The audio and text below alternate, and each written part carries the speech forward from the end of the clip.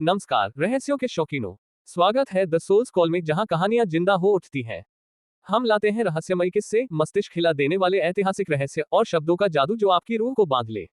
Subscribe करें, घंटी दबाएं और इस रोमांचक सफर में शामिल हो जाएं। Story info. एक गरीब लड़का शहर के सबसे अमीर परिवार की लड़की को प्रपोज कर देता है।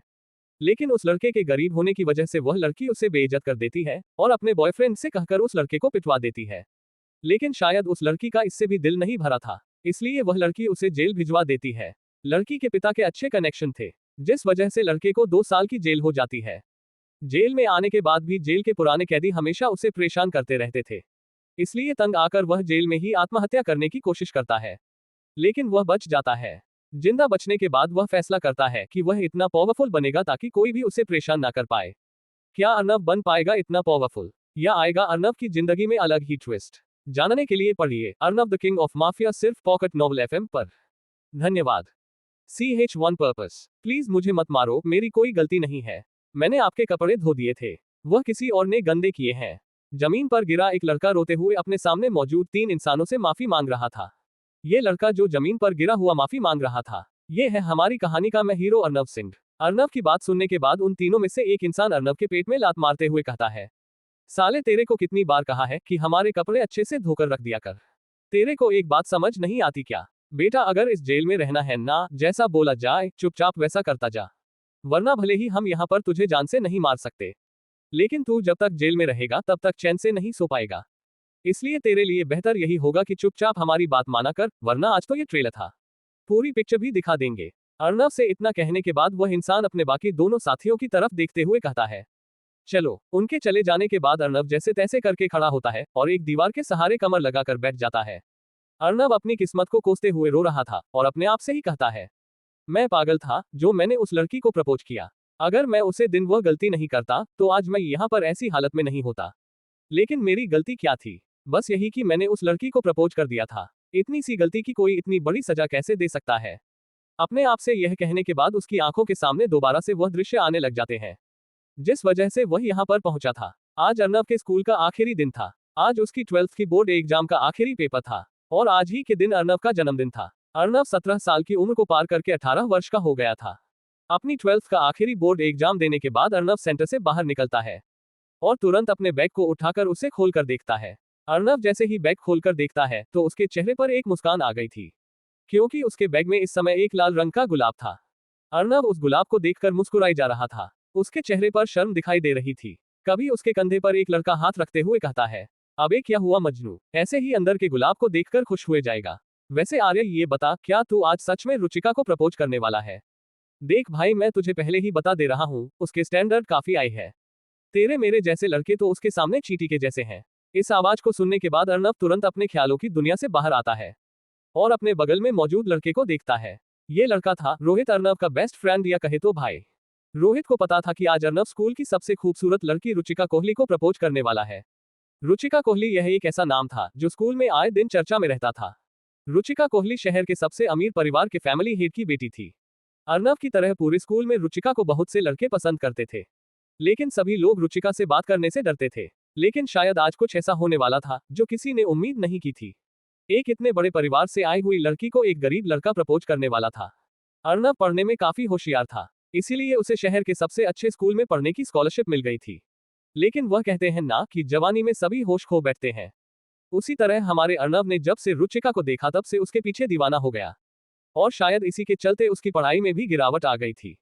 अर्नब जो स्कूल में पढ़ाई के मामले में टॉप स्टूडेंट माना जाता था, आज वह एवरेज बनकर रह गया था। वही अपने दोस्त की बात सुनने के बाद अर्नब गहरी सांस लेता है और अपने दोस्त रोहित से कहता है, भाई अगर तुम मुझे मोटिवेट नहीं कर सकता है तो प्लीज मुझे डिस्करेज भी मत कर, और वैसे भी करना ही क्या है, जाकर बस सिर्फ इतना ही तो कहना है, आई लाइक यू, बस इसमें कौन सी बड़ी बात है। अर्नब की बात सुनकर रोहित अपने दोनों हाथ खड़े करते हुए कहता है, ठीक है जा, मैं तुझे नहीं रोकूंगा, लेकिन तूने बहुत बार यह कहने की कोशिश की थी, लेकिन पता नहीं क्यों उसके सामने जाने के तुरंत बाद ही तो फट्टू बन जाता है। रोहित की इस बात को सुनकर अर्नब थोड़ा गुस्सा करते हुए कहता है, बस कर यार अब तू। जिस पर रोहित अपना एक कदम पीछे लेते हुए कहता है, ठीक है, मैं कुछ नहीं कह रहा, वैसे जा आ गई तेरी ख्वाबों की मलिका। रोहित की बात सुनकर अर्नब तुरंत पलटते हुए पीछे देखता है तो वह एक हता है कि उसकी आंखों के सामने से एक बहुत ही आकर्षक और सुंदर शरीर वाली किशोरावस्था की लड़की स्कूल से बाहर निकल रही है। वह लड़की इस समय लड़कियों के एक ग्रुप के साथ चल रही थी, लेकिन फिर भी उस पूरे ग्रुप में उस लड़की की सुंदरता को टक्कर देने वाली कोई लड़की नहीं थी। उस लड़की ने स्कूल यूनिफॉर्म डाल रखी थी, जो हल्की आसमानी रंग की थी और हाफ स्लीव थी। उस लड़की ने काले रंग की मिनी स्कर्ट डाल रखी थी, जिस वजह से उसे लड़की के लंबे गोरे पर दिखाई दे रहे थे। आसपास के लड़कों की नजर उसे लड़की के लंबे गोरे पैरों पर ही थी। उस लड़की की त्वचा एकदम दूध के जैसी गोरी थी। उस लड़की ने अपने चेहरे पर हल्का मेकअप और लाल रंग की लिपस्टिक लगा रखी थी। हालांकि स्कूल की लड़कियों के लिए मेकअप लगाना वर्जित था, लेकिन फिर भी उस लड़की से कोई भी कुछ नहीं कहता था। उस लड़की ने अपने काले बालों को खुला छोड़ रखा था, जिस वजह से उस लड़की के आधी कमर तक लहराते बाल उसे और आकर्षक बना रहे थे। और उसके साइड के बाल आगे जाकर उसकी छाती को ढकने की नाकाम कोशिश कर रहे थे। उस लड़की का फिगर किसी परियों की कहानी की परी के जैसा था। वह लड़की अपने दोस्तों के साथ बातें करते हुए जब हंस रही थी, तो उसके मोती के जैसे दांत चमक रहे थे। ये लड़की थी रुचिका कोहली। इस लड़की को देखकर अर्नव के दिल की गति एकदम बढ़ गई थी। उसकी सांसें भारी होने लग गई थी। पता नहीं ऐसा क्यों होता था, लेकिन जब भी अर्नव इस लड़की को देखता था, तो उसका दिल तेजी से धड़कने लग जाता था। अर्नव जल्दी से अपने होश में आता है और फिर अपने शरीर के अंदर मौजूद सारी हिम्मत को इकट्ठा करके बैग में हाथ डालकर उस गुलाब के फूल को बाहर निकाल लेता है और फिर घबराते और कांपते पैरों से उस लड़की के पास जाने लगता है। अर्नव को रुचिका के पास जाता देखकर रोहित मन ही मन कहता है, यह इंसान हो गया प्यार में पागल। इस लड़की के चक्कर में टॉप से एवरेज बन गया। अगर समय रहते इसने अपने आप को नहीं संभाला तो यह इंसान बन जाएगा लूजर। लेकिन फिर भी मैं खुश हूं, मेरे भाई को आज उसका प्यार मिल जाएगा। रोहित जब तक ये सोच रहा था तब तक अर्नव रुचिका के पास पहुंच गया था। रुचिका को इतने करीब देखकर अर्नव के दिल की गति और तेज हो जाती है, लेकिन फिर भी वह किसी तरह से अपनी सांसों को नियंत्रित करते हुए रुचिका से कहता है, रुचिका मुझे तुमसे कुछ कहना था। अचानक से अर्नव को अपने सामने आता देखकर रुचिका अपनी आईब्रो ऊपर करते हुए अर्नव को ध्यान से देखती है, लेकिन फिर हल्के मजाकिया अंदाज में रुचिका अर्नव से कहती है, ओ तो मिस्टर टॉपर अर्नव को हमसे बात करनी है, बोलिए आप क्या कहना चाहते हैं। भले ही रुचिका ने यह बात मजाकिया अंदाज में कही थी, लेकिन उसकी आवाज में एक अलग तरह का घमंड और गुरूर था। रुचिका की बात सुनकर अर्नव एक पल के लिए तो चुप हो जाता है, लेकिन फिर हिम्मत करते हुए अर्नव अपने हाथ में पड़े गुलाब को आगे कर देता और तुरंत अपनी गर्दन नीचे झुकाते हुए एक घुटने पर बैठ जाता है और अपने शरीर की सारी हिम्मत को इकट्ठा करते हुए रुचिका से कह देता है, रुचिका आई लाइक यू। वहां पर मौजूद सभी लोग इस दृश्य को देखकर अपनी अपनी जगह पर रुक गए थे। बहुत से लोग तो तुरंत अपना फोन निकालकर इस दृश्य को अपने फोन में कैप्चर करने लग जाते हैं। वही रुचिका ने भी उम्मीद नहीं की थी कि अर्नव कुछ इस तरह की हरकत कर देगा, लेकिन जब अर्नव को काफी देर तक कोई जवाब नहीं मिलता तो वह हिम्मत करते हुए अपनी गर्दन ऊपर उठाकर देखता है। लेकिन वह जैसे ही रुचिका के चेहरे को देखता है तो उसके चेहरे का रंग उड़ जाता है। इस समय रुचिका के चेहरे पर काफी ज्यादा गुस्सा दिखाई दे रहा था। एक पल बाद रुचिका तुरंत चिल्लाते हुए अर्नव से कहती है, तू तेरी हिम्मत कैसे हुई मुझे प्रपोज करने की, कभी अपने आप को देखा है तूने कभी ढंग से। मैं रुचिका कोहली हूँ, रुचिका कोहली कोई ऐसी वैसी लड़की नहीं हूँ। चल ठीक है, तू मुझे प्रपोज कर रहा है तो तू ये बता तेरे पास 1000 रुपए भी है, जेब में फूटी कोड़ी है नहीं, और चले आए रुचिका कोहली को प्रपोज करने। कम से कम प्रपोज करने से पहले अपना स्टैंडर्ड और मेरा स्टैंडर्ड तो देख लेते। और अगर तुम्हें प्रपोज ही करना था तो किसी अपने ही जैसी गरीब लड़की को प्रपोज करते, कम से कम तुम्हारे कामयाब होने के चांस तो बढ़ जाते। वैसे मानना पड़ेगा तुम में हिम्मत तो बहुत है। अब यहाँ बैठे बैठे मेरी बातें क्या सुन रहे हो, चलो फुटो यहाँ से। अपनी बात कहने के बाद रुचिका तुरंत अर्नव को धक्का देते हुए वहां से चली जाती है। वहां पर बहुत से लोग अर्नव का इस तरह से मजाक उड़ाता देखकर हंस रहे थे और बहुत से लोगों को अर्नव पर तरस आ रहा था। रुचिका का ए धक्के से अर्नव जमीन पर गिर गया था, लेकिन उस धक्के से ज्यादा रुचिका की बातों ने अर्नव के दिल पर प्रभाव किया था। उसकी बातों की वजह से अर्नव का दिल 100 टुकड़ों में टूट गया था। अर्नव को ऐसा लग रहा था जैसे एक पल में उसकी पूरी जिंदगी उजड़ गई हो। अर्नव अपने मायूस चेहरे के साथ जमीन से खड़ा होता है और फिर जमीन पर गिरे उस गुलाब को देखता है। उस गुलाब को देखकर अर्नव की आंखों से आंसू आ जाते हैं। वह अपना बैग उठाकर बदहवास में वहां से चल पड़ता है। अर्नव को वहां से जाता देखकर रोहित भी तुरंत उसके पीछे दौड़ता है और उसे रोकने के लिए पीछे से चिल्लाता भी है, लेकिन ऐसा लग रहा था जैसे अर्नव को रोहित की बात सुनाई ही नहीं दे रही। अर्नव की आंखों से लगातार आंसू बहे जा रहे थे। वह बदहोशी में बस चला जा रहा था। लेकिन अर्नव को इस बात का बिल्कुल भी अंदाजा नहीं था कि एक 10-15 लड़कों का ग्रुप काफी देर से उसका पीछा कर रहा है। अर्नव जैसे ही ऐसी जगह पर पहुंचता है जहां पर लोगों की भीड़ बहुत कम होती है, तो वह 10-15 लड़के तुरंत अर्नव को चारों तरफ से घेर लेते हैं। अर्नव को जैसे ही इस बात का अंदाजा होता है तो वह तुरंत उन लड़कों की तरफ देखता है और घबराई हुई आवाज में पूछता है, भाई आखिर तुम हो कौन और मुझसे क्या चाहते हो। तभी उनमें से एक भयानक चेहरे वाला लड़का सामने आता है और अर्नव के चेहरे पर अपना हाथ रखते हुए कहता है, अरे बच्चे को डर लग रहा है, लगना भी चाहिए। इतना कहने के बाद तुरंत उस लड़के के हाव भाव बदल जाते हैं। वह अपने दांत पिसता है और तुरंत अर्नब की कॉलर पकड़ते हुए गुस्से में कहता है, साले बड़ा आशिक बन रहा था, अब कहाँ गया तेरा आशिकपना। वह लड़का अर्नब से आगे कुछ कह पाता तभी उसे पीछे से एक घमंड भरी आवाज सुनाई देती है, अबे छोड़ दे बच्चे को, डरा कर ही जान से मार डालेगा क्या। चल अब साइड हो, जरा मैं भी तो देखूं, मेरी आइटम को प्रपोज करने वाला दिखता कैसा है। उस आवाज को सुनने के तुरंत बाद सभी लड़के साइड हट जाते हैं, यहाँ तक कि अर्नब की कॉलर को पकड़े हुए लड़का भी हट जाता है। तभी अर्नब देखता है कि उन सभी लड़कों के पीछे से एक लड़का अपनी बाहों में एक लड़की को लिए उसी की तरफ आ रहा है। उस लड़के ने स्कूल ड्रेस ही पहन रखी थी और वह लड़का देखने में काफी हट्टा कट्टा लग रहा था, लेकिन उस लड़के के गले में गोल्ड चेन, हाथों में ब्रेसलेट, उंगलियों में अंगूठियां थी और उस लड़के के पूरे बाएं हाथ पर टैटू बने हुए थे। उस लड़के ने अपने होठों में एक सिगरेट दबा रखी थी और उसके लंबे बाल उसके माथे पर गिरे हुए थे। वह लड़का देखने में एकदम गुंडे मवालियों के जैसा लग रहा था। उस लड़के ने अपनी शर्ट के ऊपर के 2 बटन खोल रखे थे। अर्नब अब ध्यान से देखता है कि उसे घेरने वाले लड़कों ने भी स्कूल ड्रेस पहन रखी है, लेकिन अर्नब जैसे ही उस लड़के की बाहों में उस लड़की को देखता है तो उसके पैरों के तले से जमीन खिसक जाती है। उसकी आंखें हैरानी में बड़ी हो गई थी। अर्नब के गले से एक शब्द भी नहीं निकल रहा था, क्योंकि उसे शौक ही इतना बड़ा लगा था, क्योंकि उस लड़के की बाहों में रुचिका कोहली थी और रुचिका को देखकर साफ पता चल रहा था कि उसे उस लड़के के साथ रहने में कोई दिक्कत नहीं हो रही है। रुचिका को अब इस लड़के के साथ देखकर अर्नब पूरी तरह से टूट गया था।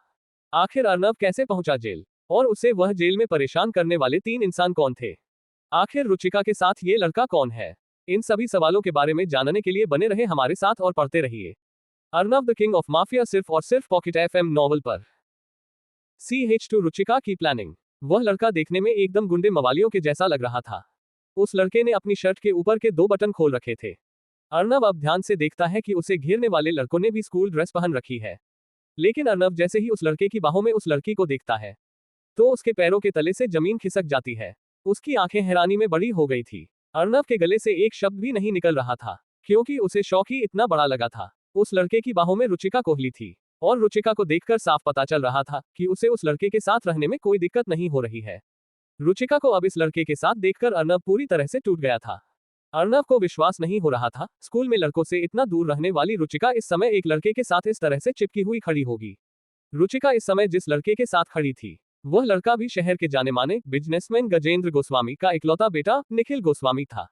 बिजनेस वर्ल्ड में काम करने वाले लगभग सभी लोगों को पता था कि गजेंद्र गोस्वामी बिजनेसमैन के साथ एक गुंडा भी था, और शायद उसी के रास्ते पर चलते हुए निखिल गोस्वामी भी उसी के जैसा बन रहा था, क्योंकि निखिल गोस्वामी भी देखने में भी किसी भी तरह से गुंडे से कम नहीं लग रहा था। निखिल गोस्वामी अर्नब की तरफ देखते हुए कहता है, ए चपड़ गंजू, जिंदगी से रिश्ता अच्छा नहीं चल रहा है क्या तेरा? जो मेरी आइटम को प्रपोज करने चला तू, इसकी सजा तो अब तुझे मिलकर रहेगी। अर्नब से इतना कहने के बाद निखिल गोस्वामी अपने बगल में खड़े एक लड़के की तरफ देखते हुए कहता है, ए मोंटी चल तबीयत से चाय पानी पिला भाई को, खातिरदारी में कोई कसर नहीं रहनी चाहिए। ये सब कहते हुए निखिल गोस्वामी के चेहरे पर एक अजीब मुस्कान थी।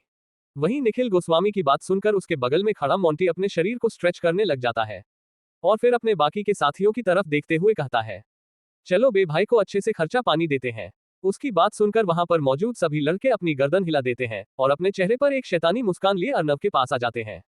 अर्नब को अच्छे से पता था कि आप उसके साथ क्या होने वाला है, इसीलिए वह तुरंत निखिल गोस्वामी से कहता है, भाई भाई मुझे माफ कर दो, मुझे नहीं पता था कि रुचिका आपकी गर्लफ्रेंड है। अगर मुझे पता होता तो मैं ऐसी गलती कभी भी नहीं करता। भाई बस मुझे एक आखिरी बार माफ कर दो, मैं आगे से कभी भी रुचिका के सामने नहीं आऊंगा। भाई प्लीज बस मुझे एक आखिरी बार माफ कर दो, आप जो बोलोगे मैं वह करने को तैयार हूँ। अर्नब की बात सुनने के बाद निखिल गोस्वामी के चेहरे पर एक शैतानी मुस्कान आ जाती है। वह रुचिका कोहली को अपने और करीब खींच लेता है। इसके बाद निखिल गोस्वामी रुचिका की कमर पर अजीब तरह से हाथ फेरते हुए कहता है, बेबी मुझे लगता है आज हम यहाँ पर अच्छे से समय नहीं बिता पाएंगे। यहाँ पर काफी शोर हो रहा है, तो क्यों ना आज हम किसी होटल में चले? तुम्हारा क्या ख्याल है? रुचिका भी कोई छोटी बच्ची नहीं थी, वह भी निखिल गोस्वामी की बातों के पीछे छिपे मतलब को अच्छे से समझ पा रही थी। इसलिए रुचिका पहले तो एक झलक अर्नब को देखती है और फिर निखिल गोस्वामी की तरफ देखते हुए कहती है, ठीक है बेबी आज हम होटल चलेंगे, लेकिन हमारे होटल जाने से पहले किसी और को हमें कहीं और भेज देना चाहिए। ये सब कहते हुए रुचिका के चेहरे पर एक शैतानी मुस्कान थी। वहीं अब क्या था, रुचिका की बात सुनकर निखिल गोस्वामी तुरंत रुचिका को कमर से छोड़ देता है और अर्नब के पास आता है और उसके चेहरे को पकड़ते हुए निखिल गोस्वामी उसे कहता है, बेटा छोड़ तो मैं देता तुझे, लेकिन क्या करूं, तूने मेरी आइटम पर नजर डाल दी। ऐसे सुखा सुखा तो जाने नहीं दे सकता मैं तुझे, इसलिए थोड़ा तो दर्द सहना पड़ेगा तुझे। इतना कहने के बाद निखिल गोस्वामी अर्नब के चेहरे को छोड़ देता है और उसके चेहरे पर एक जोरदार थप्पड़ मारकर और उसकी छाती में एक लात मार देता है। जिस वजह से अर्नब पीछे जमीन पर गिर जाता है। अर्नब के जमीन पर गिरने के बाद निखिल गोस्वामी अपनी उंगलियों से कुछ इशारा करता है। उसके इशारे को देखकर वह सभी लड़के अर्नब को बुरी तरह से पिटने में लग जाते हैं। कुछ ही देर में आरव के चेहरे से खून निकलने लग जाता है और वह लगभग बेहोश हो गया था। उसके बेहोश होने के बाद निखिल गोस्वामी अपने लड़कों से कहकर उसे गाड़ी में डालता है और होटल हाई स्प्रिंग ले जाता है। अर्नब को जब होश आता है तो वह अपने आप को एक बहुत ही आरामदायक गद्दे पर लेटा हुआ पाता है, लेकिन अर्नब जैसे ही अपनी आंखें खोलता है तो वह अपने पास पुलिस को खड़ा देखकर डर जाता है। अर्नब को होश में आता देखकर एक पुलिस इंस्पेक्टर तुरंत अर्नब के हाथ में हथकड़ी डालते हुए कहता है, दिखने में तो काफी शरीफ लगता है तू, लेकिन तेरे इस भोले भाले चेहरे के पीछे इतना घटिया इंसान छुपा होगा, कोई सोच भी नहीं सकता। चल बहुत ले लिया, मुझे अब हवालात के भी मजे ले। इतना कहने के तुरंत बाद पुलिस इंस्पेक्टर उसे धक्का मारते हुए कैमरे से बाहर निकाल देते हैं। अर्नब अपनी सफाई के लिए कुछ बोलना तो चाहता था, लेकिन डर के मारे उसके मुंह से कुछ भी नहीं निकल रहा था। वह ये पूछना तो चाहता था कि उसे गिरफ्तार क्यों किया जा रहा है, लेकिन शायद उसके अंदर इतनी हिम्मत नहीं थी। इंस्पेक्टर के पीछे खड़ा एक कांस्टेबल तुरंत अर्नब को पकड़कर कमरे से बाहर निकालता है। अर्नब के कमरे से बाहर जाने के बाद कमरे के अंदर एक 40-45 वर्षीय इंसान आता है, जिसने ग्रे कलर का बिजनेस सूट डाल रखा था। वह इंसान सीधा इंस्पेक्टर के पास जाता है। इंस्पेक्टर जैसे ही इस इंसान को देखता है तो वह तुरंत अपना सिर झुकाते हुए कहता है, सर आपने जैसा कहा था हमने बिल्कुल वैसा ही किया है, आप चिंता मत कीजिए। इस लड़के को कम से कम 2 साल के लिए तो मैं बाहर नहीं आने दूंगा।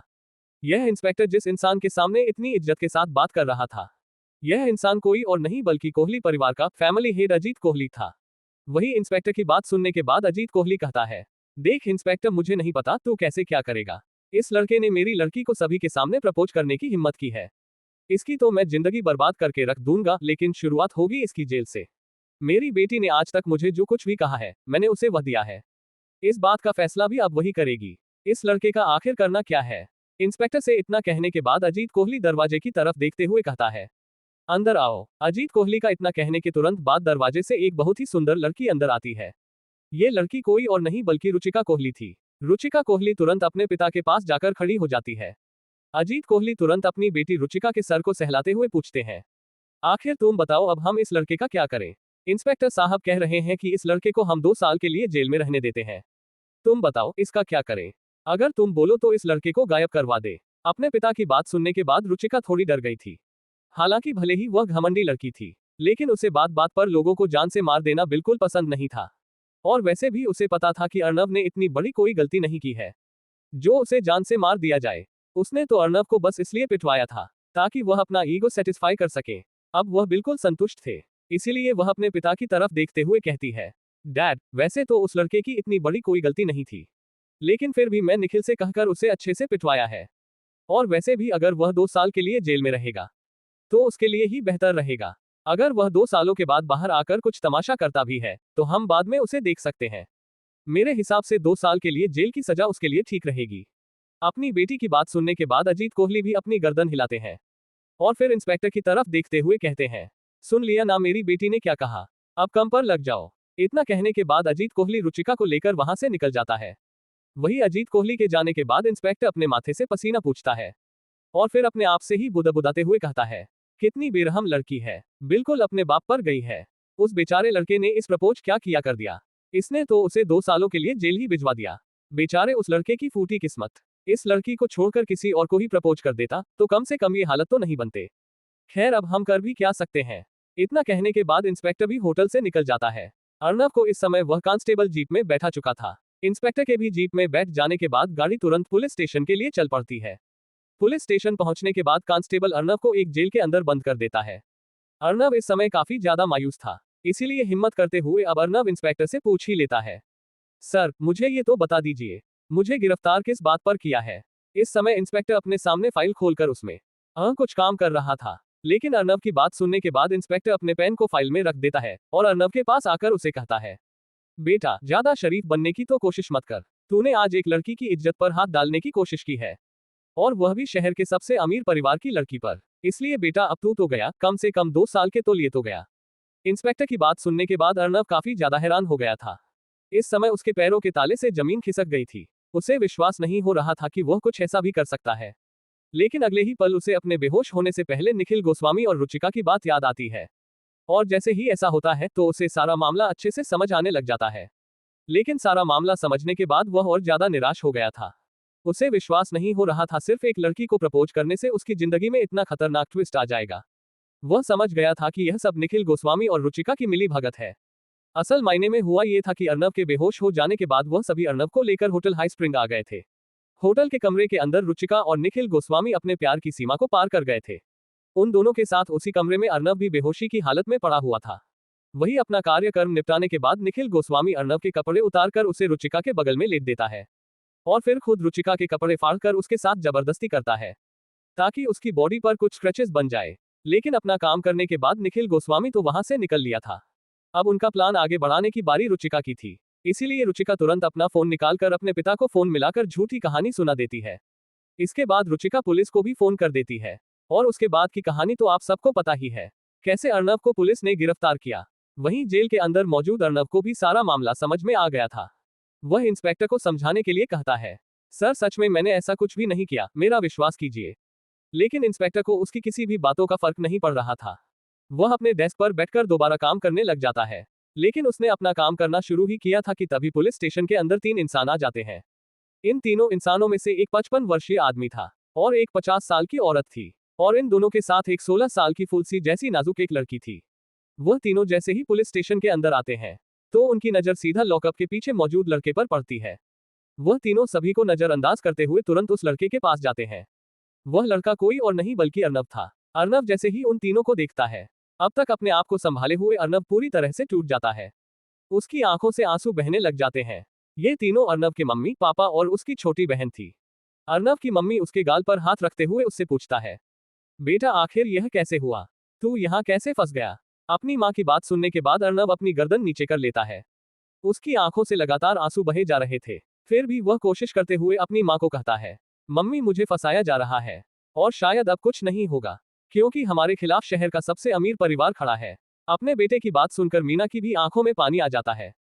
लेकिन वही उसके पिता जगदीश उसको डांटते हुए कहते हैं, मैंने तुझसे पहले कहा था इस लड़की बाजी से दूर रह, लेकिन नहीं, मेरी तो कभी सुननी नहीं है तुझे। अब फंस गया ना जेल में। खैर तू चिंता मत कर, अभी तेरा बाप जिंदा है। भले ही हमारे खिलाफ शहर का सबसे अमीर परिवार खड़ा हो, लेकिन मैं एक अच्छा वकील करके तुझे छुड़ाने की कोशिश करता हूँ। लेकिन यहाँ पर अपना ख्याल रखना। इतना कहने के बाद अर्नव के पिता जगदीश वहां से निकल जाते हैं। भले ही उन्होंने अर्नव को डांटा हो, लेकिन वह था तो उनका बेटा ही। इसीलिए अपने बेटे की ऐसी हालत को देखकर खुद वह भी भावुक हो गए थे। उनकी आंखों से आंसू आ गए थे, लेकिन वह सभी के सामने ऐसे रो नहीं सकते थे, इसीलिए पुलिस स्टेशन के बाहर निकल गए थे। अपने पिता के जाने के बाद अर्नव अपनी गर्दन नीचे झुका लेता है। लेकिन उसकी माता मीना और उसकी छोटी बहन सलोनी उससे सारी कहानी सुनती है। इंस्पेक्टर भी आप इनके फैमिली ड्रामा को देखकर पक गया था, इसीलिए वह कांस्टेबल से कहकर मीना और सलोनी को भी बाहर करवा देता है। उनके जाने के बाद इंस्पेक्टर अपने कांस्टेबल की तरफ देखते हुए कहता है, लेकर चल इसको इंटेरोगेशन रूम में। वहां पर जाने के बाद देखता हूं आखिर यह कैसे झूठ बोलता है। क्या अर्नव के पिता उसे जेल से छुड़ा पाएंगे या फिर हो जाएगी अर्नव को 2 सालों की सजा। आखिर इंटेरोगेशन रूम में अर्नव के साथ क्या होने वाला है। इन सभी सवालों के जवाब जानने के लिए बने रहे हमारे साथ और पढ़ते रहिए Arnav the king of mafia सिर्फ और सिर्फ पॉकेट FM नॉवल पर। CH3 court order. अपनी बात कहने के बाद अर्नव के पिता जगदीश वहां से निकल जाते हैं। भले ही उन्होंने अर्नव को डांटा हो, लेकिन वह था तो उनका बेटा ही। इसीलिए अपने बेटे की ऐसी हालत को देखकर खुद वह भी भावुक हो गए थे। उनकी आंखों से आंसू आ गए थे, लेकिन वह सभी के सामने ऐसे रो नहीं सकते थे, इसीलिए पुलिस स्टेशन के बाहर निकल गए थे। अपने पिता के जाने के बाद अर्नव अपनी गर्दन नीचे झुका लेता है, लेकिन उसकी मां मीना और उसकी छोटी बहन सलोनी उससे सारी कहानी सुनती है। इंस्पेक्टर भी आप इनके फैमिली ड्रामा को देखकर पक गया था, इसीलिए वह कांस्टेबल से कहकर मीना और सलोनी को भी बाहर करवा देता है। उनके जाने के बाद इंस्पेक्टर अपने कांस्टेबल की तरफ देखते हुए कहता है, लेकर चल इसको इंटेरोगेशन रूम में। वहां पर जाने के बाद देखता हूं आखिर यह कैसे झूठ बोलता है। अपनी बात कहने के बाद वह इंस्पेक्टर इंटेरोगेशन रूम के अंदर चला जाता है। अर्नव को एक कांस्टेबल पकड़कर इंटेरोगेशन रूम में ले जाता है। अर्नव की आंखों पर इस समय काली पट्टी बांध रखी थी। इंटेरोगेशन रूम में ले जाकर अर्नव को एक कुर्सी पर बैठा दिया जाता है। कुर्सी पर बैठाने के बाद अर्नव की आंखों पर लगी पट्टी खोल देते हैं। अर्नव देखता है कि वह इस समय एक अंधेरे से भरे कमरे में बैठा हुआ है। उसके सामने एक बड़ी सी मेज रखी हुई थी। उस मेज के ऊपर एक होल्डर में बल्ब लगा हुआ था। उस बल्ब से सिर्फ टेबल के ऊपर ही रोशनी हो रही थी। वह इंस्पेक्टर इस समय अर्नव के सामने टेबल के दूसरी तरफ कुर्सी पर आराम से बैठा हुआ था। अर्नव की आंखों से पट्टी हटने के बाद वह इंस्पेक्टर अर्नव से सख्त लहजे में पूछता है, बच्चे अब तू मुझे ये बता, तूने उस लड़की के साथ ऐसा क्यों किया। इंस्पेक्टर की बात सुनने के बाद अर्नव डरते हुए कहता है, देखिए सर, मैंने उस लड़की के साथ कुछ भी नहीं किया है, बल्कि मुझे फंसाया जा रहा है। अर्नव की बात सुनकर वह इंस्पेक्टर टेबल के ऊपर एक जोरदार हाथ मारते हुए कहता है, चुप, एकदम चुप, जो पूछा जाए सिर्फ वही बताओ, ज्यादा बकवास करने की जरूरत नहीं है। इतना कहने के बाद इंस्पेक्टर अर्नव से और भी बहुत से सवाल पूछने लग जाता है। जब इंस्पेक्टर को अर्नव से किसी भी सवाल का जवाब ठीक नहीं लगता तो इंस्पेक्टर को गुस्सा आने लग जाता है। वह एक कांस्टेबल से कहकर इंटेरोगेशन रूम का कैमरा बंद करवा देते हैं। इंटेरोगेशन रूम का कैमरा बंद होने के बाद इंस्पेक्टर अपनी बेल्ट निकालकर अर्नव को टेबल पर उल्टा लेटा देते हैं और उसकी पेंट निकालकर उसके नितंबों पर जोर जोर से मारने लग जाते हैं। अर्नव से जब यह मार बर्दाश्त नहीं होती तो वह बेहोश हो जाता है। लेकिन अर्नव के बेहोश होने के बाद भी इंस्पेक्टर अर्नव को 2-3 बार और मारता है। अर्नव की अच्छे से कुटाई करने के बाद इंस्पेक्टर उसे लॉकअप में डाल देता है। लेकिन अगले ही पल पुलिस और अर्नव के माता पिता के पास कोर्ट से एक लीगल नोटिस भेज दिया जाता है। उस नोटिस में लिखा हुआ था कि 24 घंटे के अंदर अंदर आरोपी को कोर्ट में पेश किया जाए। और इसी नोटिस से ही अर्नव की जिंदगी बदल गई थी। अर्नव को कोर्ट में ले जाया जाता है। इतनी जल्दी उसके माता पिता किसी अच्छे वकील को भी नहीं कर पाए थे। और जी वकील को उन्होंने किया था, उसको अजीत कोहली ने खरीद लिया था। कोर्ट में रुचिका कोहली की मेडिकल रिपोर्ट भी दिखाई जाती है, जिस वजह से अर्नव को दोषी मान लिया जाता है और उसे 2 साल के लिए जेल की सजा सुना दी जाती है। हालांकि रेप की सजा 10 सालों से कम की नहीं होती है, लेकिन शायद यहाँ पर सभी लोग बिके हुए थे, यहाँ तक कि जज भी, जिस वजह से अर्नव को 2 सालों की जेल हो जाती है। जेल में जाने के बाद तो अर्नव की जिंदगी नरक बन गई थी। जेल के पुराने कैदी उसे रोज सताते थे। इसी तरह एक दिन एक पुराना कैदी अर्नव को अपने कपड़े धोने को कहता है। अर्नव ना चाहते हुए भी उसके कैदी के कपड़े धो देता है। लेकिन उस कैदी का एक साथी अर्नव को परेशान करने के लिए उस कैदी के कपड़ों को दोबारा गंदा कर देता है। हालांकि यह करतूत उन सभी की मिलीभगत थी। इसी वजह से अर्नव इस समय एक दीवार का सहारा लिए शिशक शिशक कर रो रहा था। लेकिन वहां के कैदी अर्नव को रोता हुआ देखकर भी उसे ऐसे नजरअंदाज करते हैं जैसे वह वहां पर है ही नहीं। अर्नव को इस समय जेल में आए हुए लगभग 1 महीना हो गया था। इस 1 महीने में अर्नव एक दिन भी चैन से सो नहीं पाया था। 1 महीने में 30 दिन होते थे, लेकिन इस 1 महीने में अर्नव इन 30 दिनों से दुगनी बार जेल के पुराने कैदियों से पिट चुका था।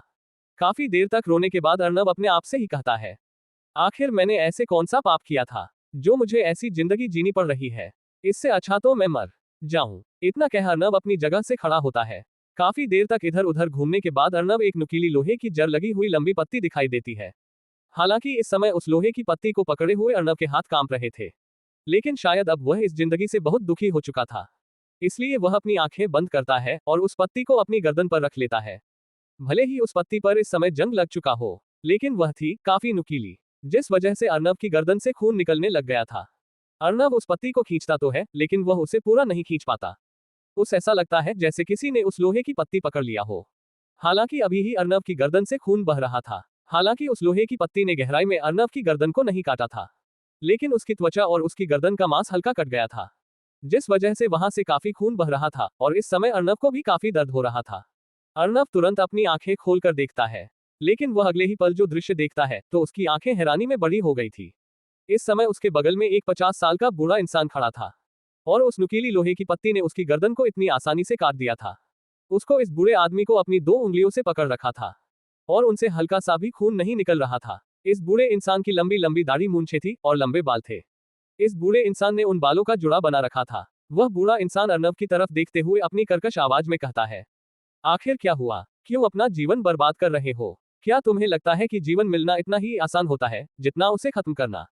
बच्चे, मुझे नहीं पता आखिर तुम यह फैसला क्यों ले रहे हो, लेकिन तुम्हारा यह फैसला तुम्हारी जिंदगी का सबसे गलत फैसला है।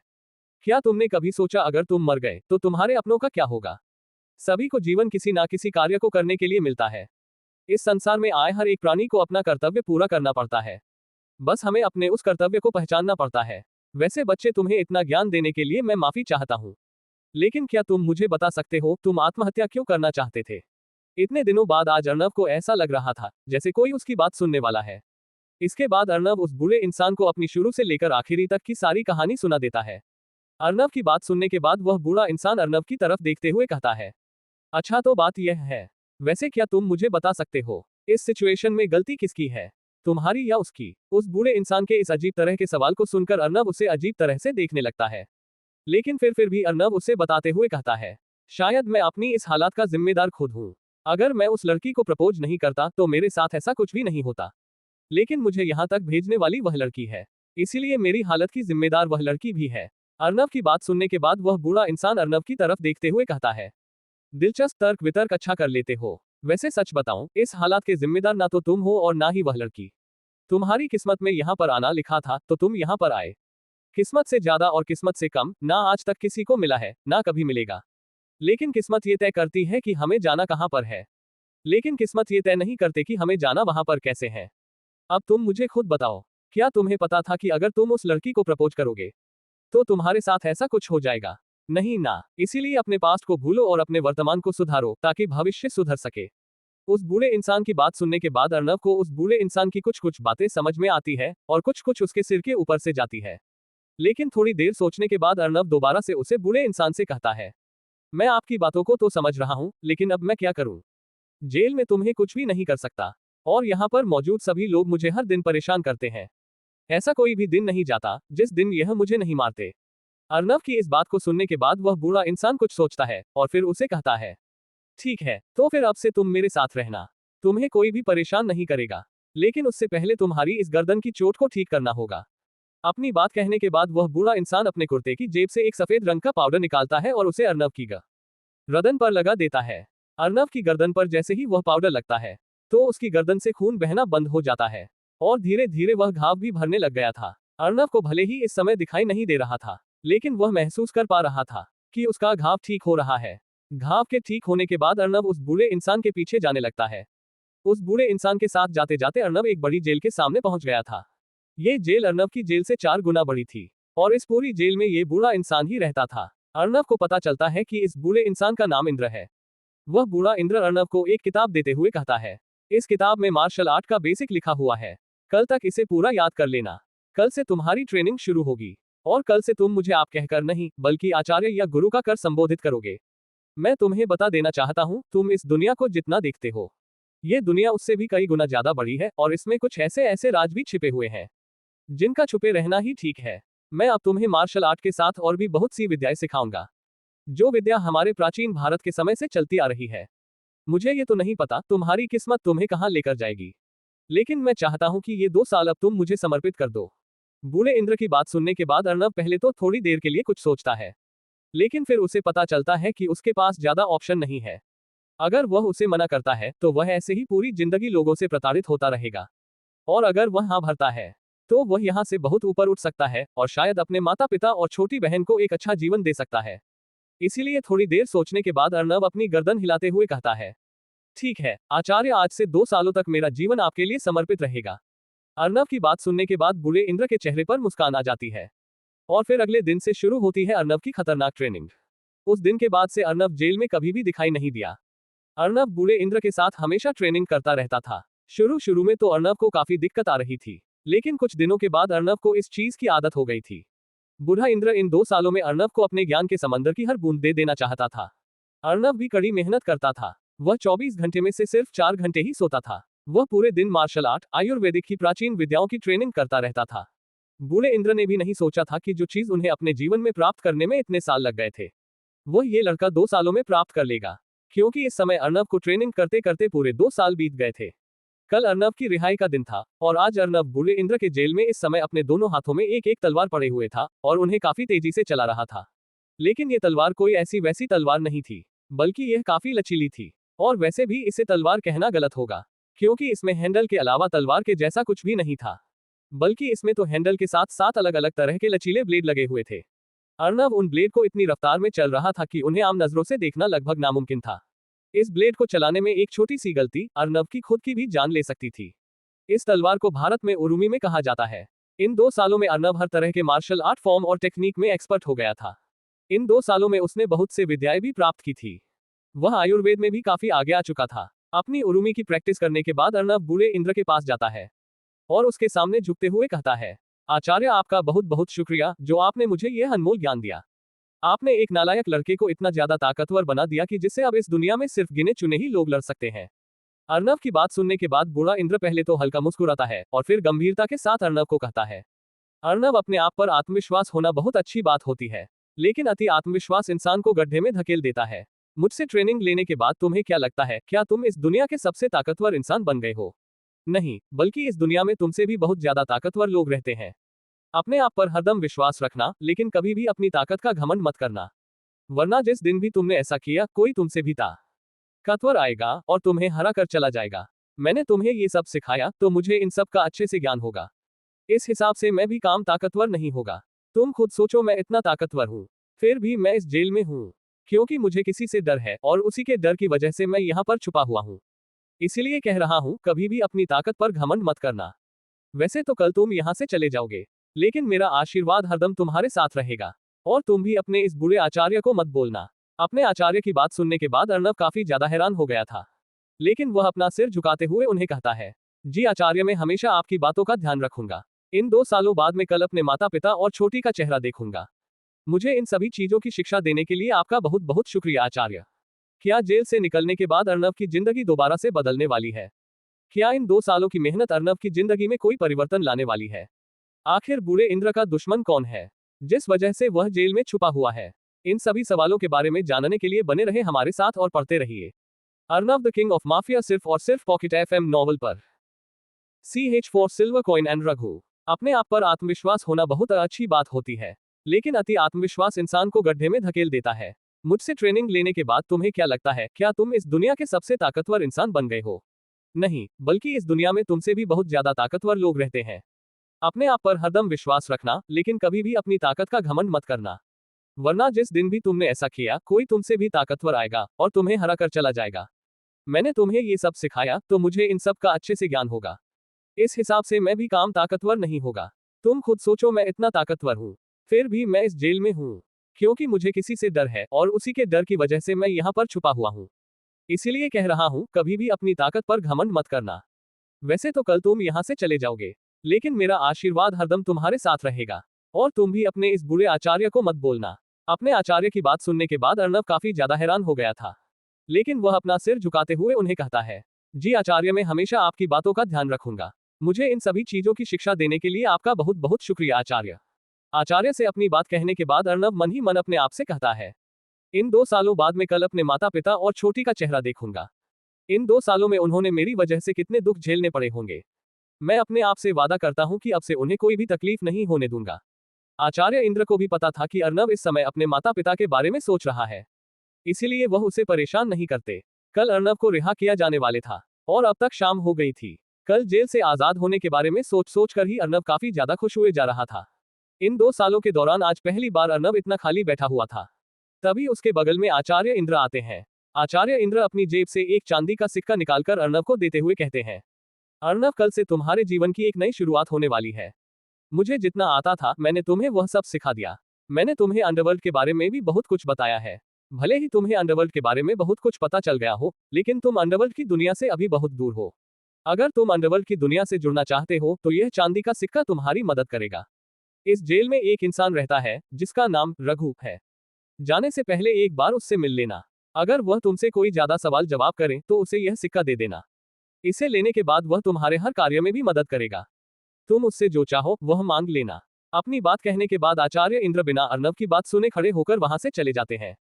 अर्नब भी उस सिक्के को अपने हाथ में लिए आचार्य इंद्र को बस जाते हुए देखता रहता है। जब आचार्य इंद्र उसकी आंखों से ओझल हो जाते हैं तो वह अपने हाथ में मौजूद चांदी के सिक्के को ध्यान से देखता है। आचार्य इंद्र के कहने से उसे ये तो पता चल गया था कि यह सिक्का चांदी का था, लेकिन वह ये देखकर हैरान था कि इस चांदी के सिक्के के अंदर एक इन्फिनिटी लूप पैटर्न बना हुआ है। इस पैटर्न का ना ही कोई शुरुआत थी और ना ही कोई अंत। उस सिक्के को मजबूती से अपने हाथ में पकड़ते हुए अर्नब कहता है, आचार्य बिल्कुल ठीक कह रहे हैं, कल से मेरा नया जीवन शुरू होने वाला है। भले ही आचार्य की ट्रेनिंग से मैं काफी पावरफुल हो गया हूँ, लेकिन मेरी फैमिली तो मेरी तरह ताकतवर नहीं है ना। लेकिन आचार्य की बातों से मुझे इतना तो अंदाजा लग गया कि अब मेरा जीवन एक रोलर कोस्टर राइड होने वाला है। मैं इसके लिए तैयार हूँ, लेकिन मुझे अपनी फैमिली के प्रोटेक्शन के लिए कुछ करना होगा और उसके लिए काम आएगा ये सिक्का। इतना कहने के बाद अर्नब उस सिक्के को अपनी पेंट की जेब में डाल लेता है और आचार्य इंद्र की जेल से निकलकर वह एक दूसरी जेल के सामने आ जाता है।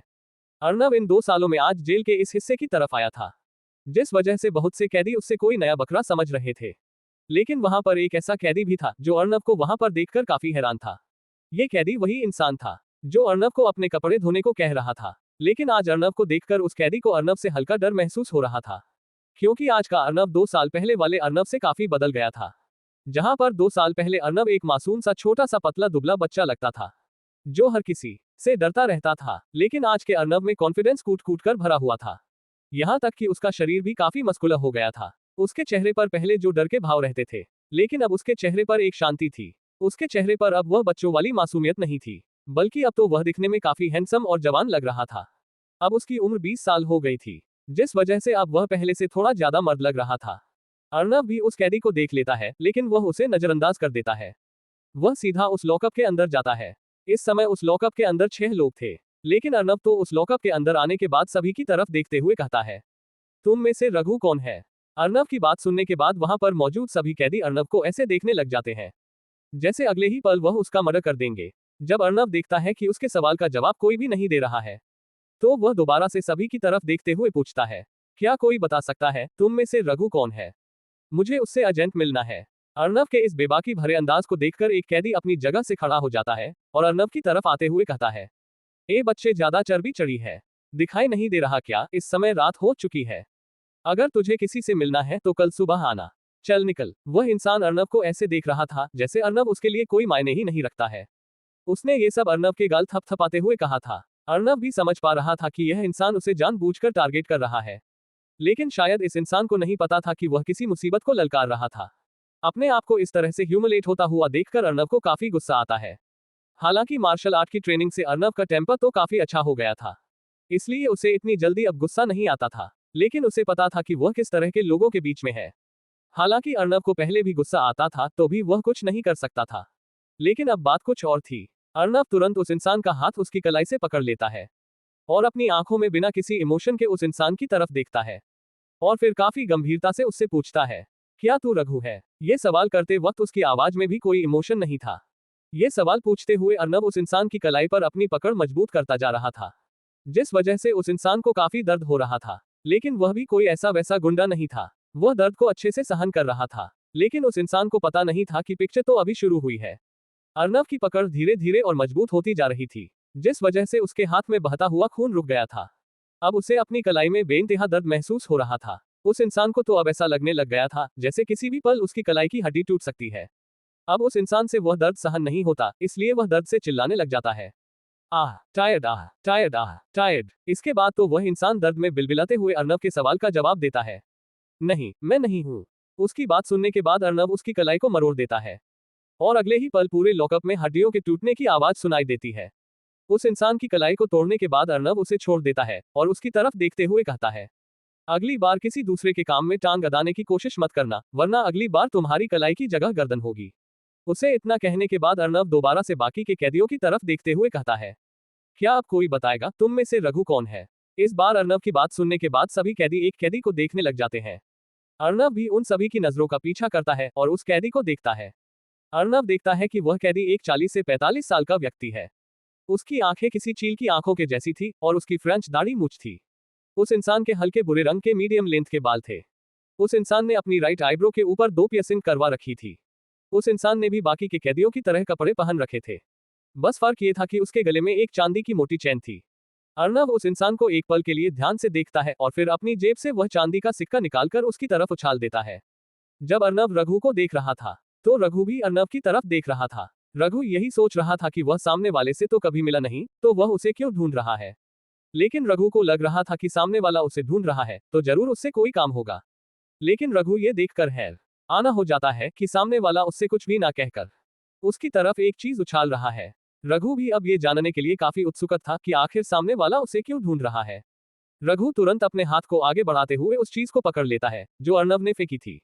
लेकिन रघु उस चीज को पकड़ने के बाद जैसे ही अपनी मुट्ठी खोलकर उस चीज को देखता है, तो उसके चेहरे के हाव भाव बदल जाते हैं।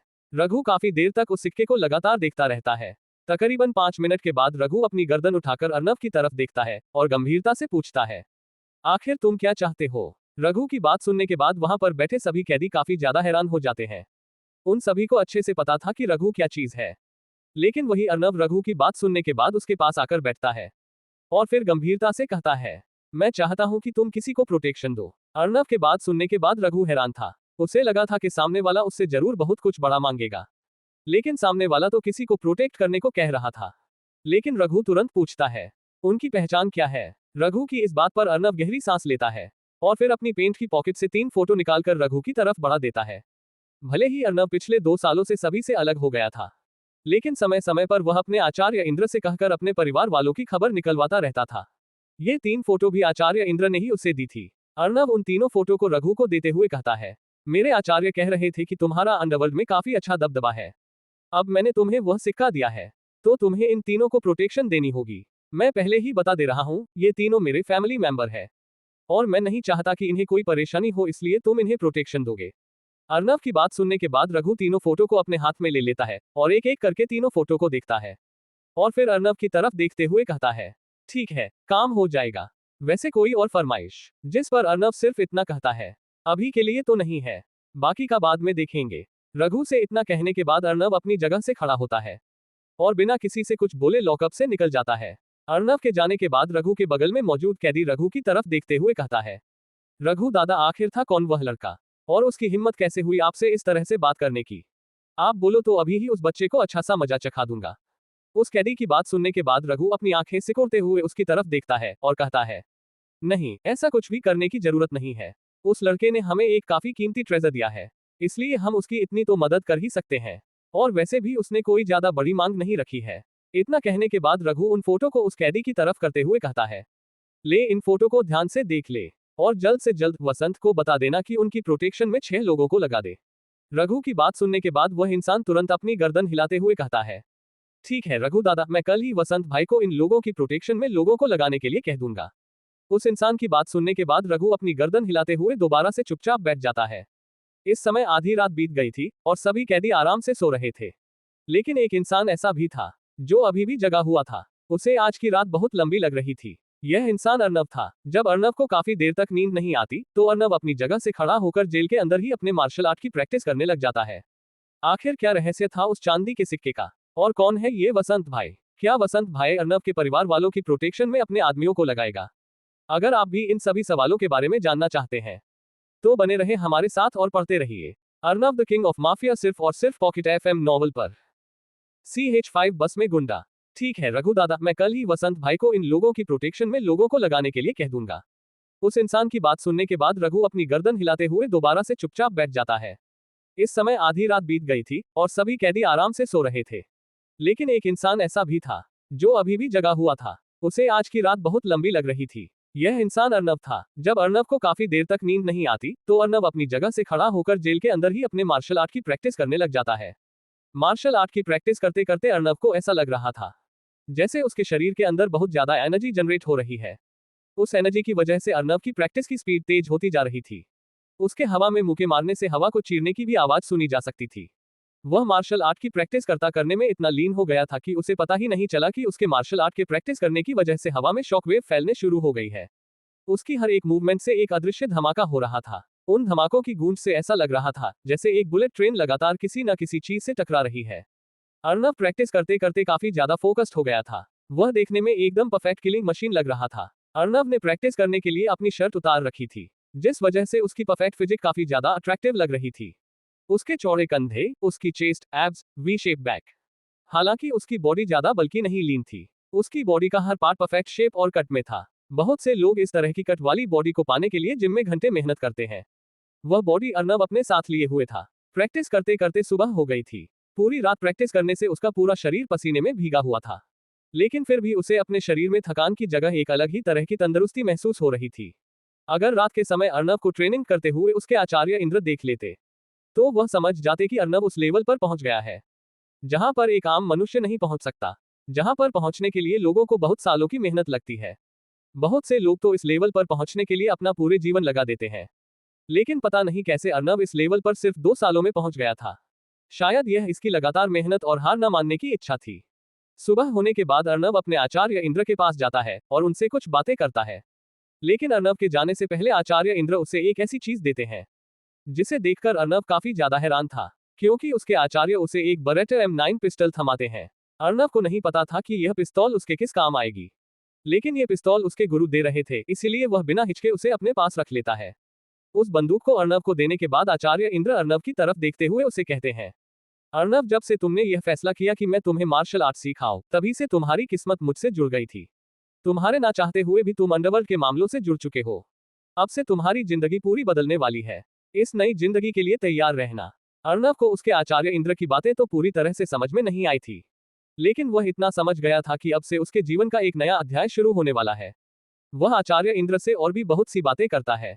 लेकिन थोड़ी देर बाद वहां पर एक कांस्टेबल आकर अर्नब को कहता है, तुम्हारे बाहर जाने का समय आ गया है, चलो। उस कांस्टेबल की बात सुनने के बाद अर्नब भी अपने गुरु के पैर छूता है और उस कांस्टेबल के पीछे चल पड़ता है।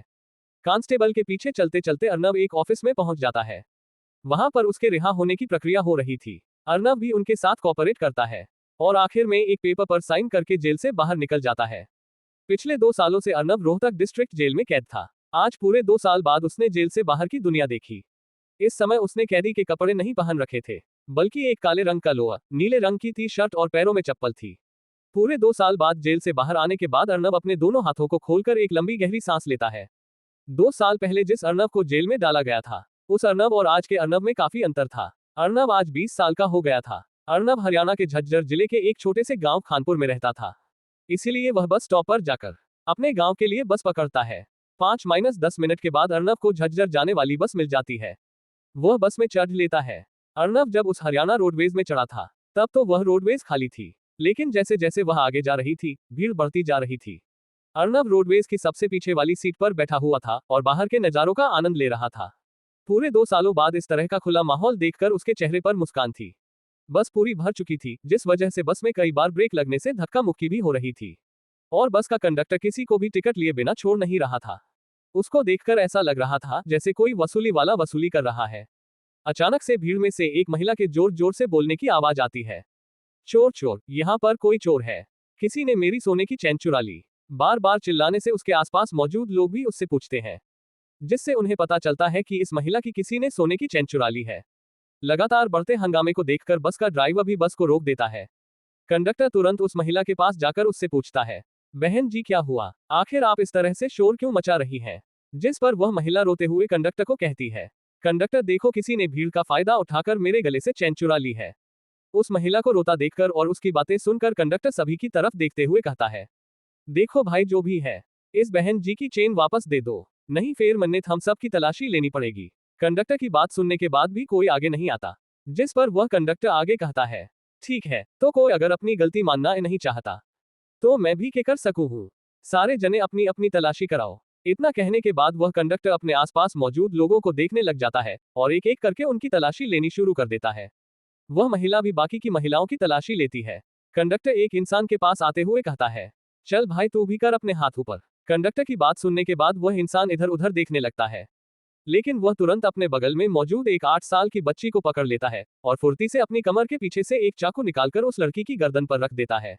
उस इंसान को पहले ही पता चल गया था कि वह फंस सकता है, इसीलिए उसने पहले ही एक बैकअप प्लान बना लिया था। वही अचानक से हुई इस प्रक्रिया से कंडक्टर भी हैरान था। आसपास मौजूद लोग भी काफी ज्यादा डर गए थे। वहां पर मौजूद एक महिला उस छोटी लड़की को चाकू के निशाने पर देखकर डर गई थी।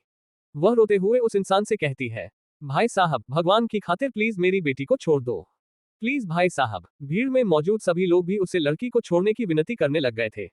उस गुंडे को यह एक गोल्डन अपॉर्चुनिटी लगती है। उसे पहले तो लगा था कि वह यहाँ से बस सिर्फ एक सोने की चेन ले जा पाएगा, लेकिन एक लड़की को अपने कब्जे में करने के बाद उसके चेहरे पर इस समय एक शैतानी मुस्कान आ गई थी।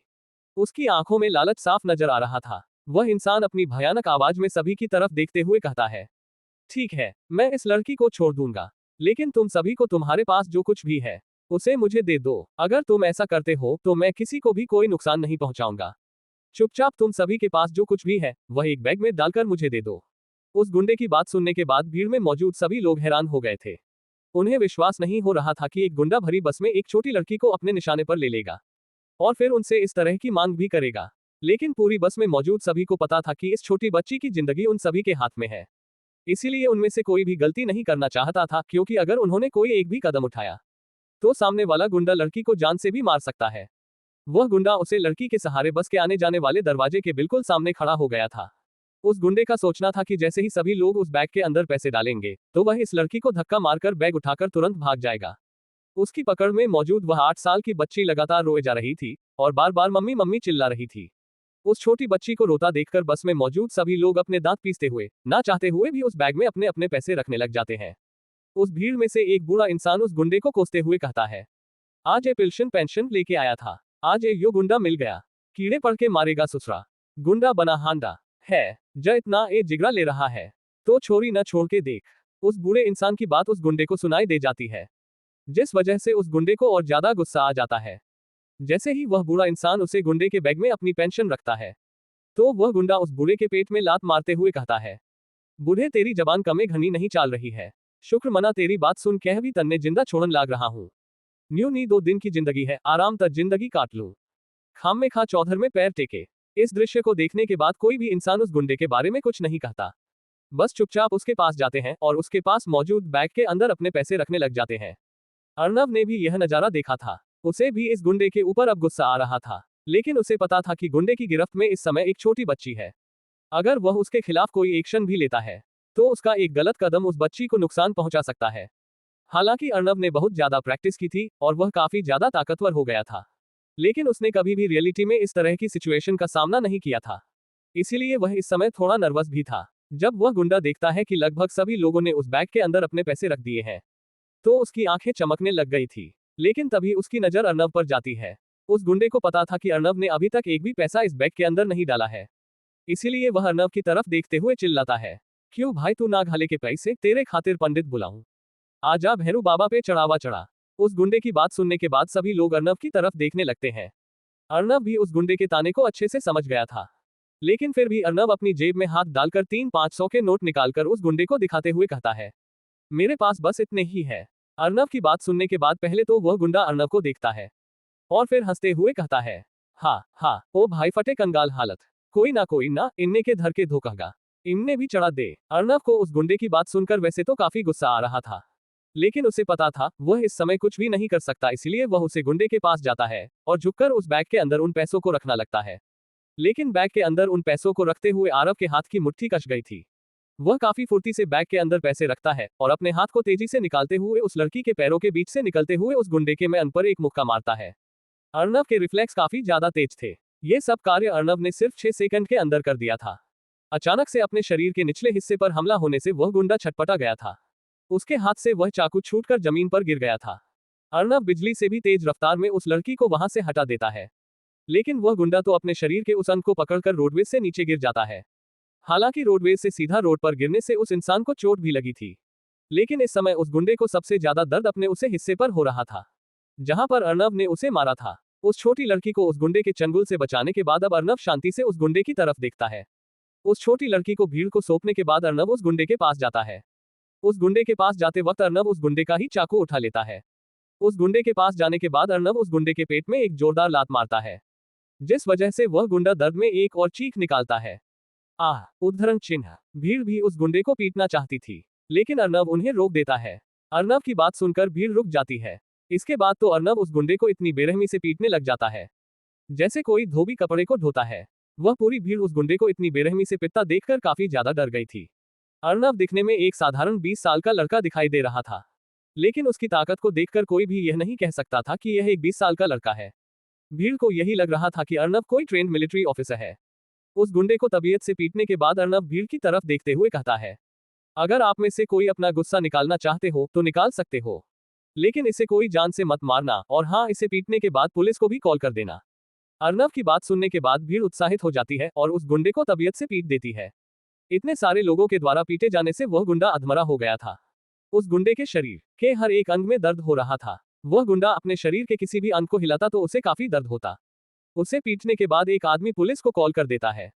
थोड़ी देर में वहां पर पुलिस आ जाती है और उसे गिरफ्तार करके ले जाती है।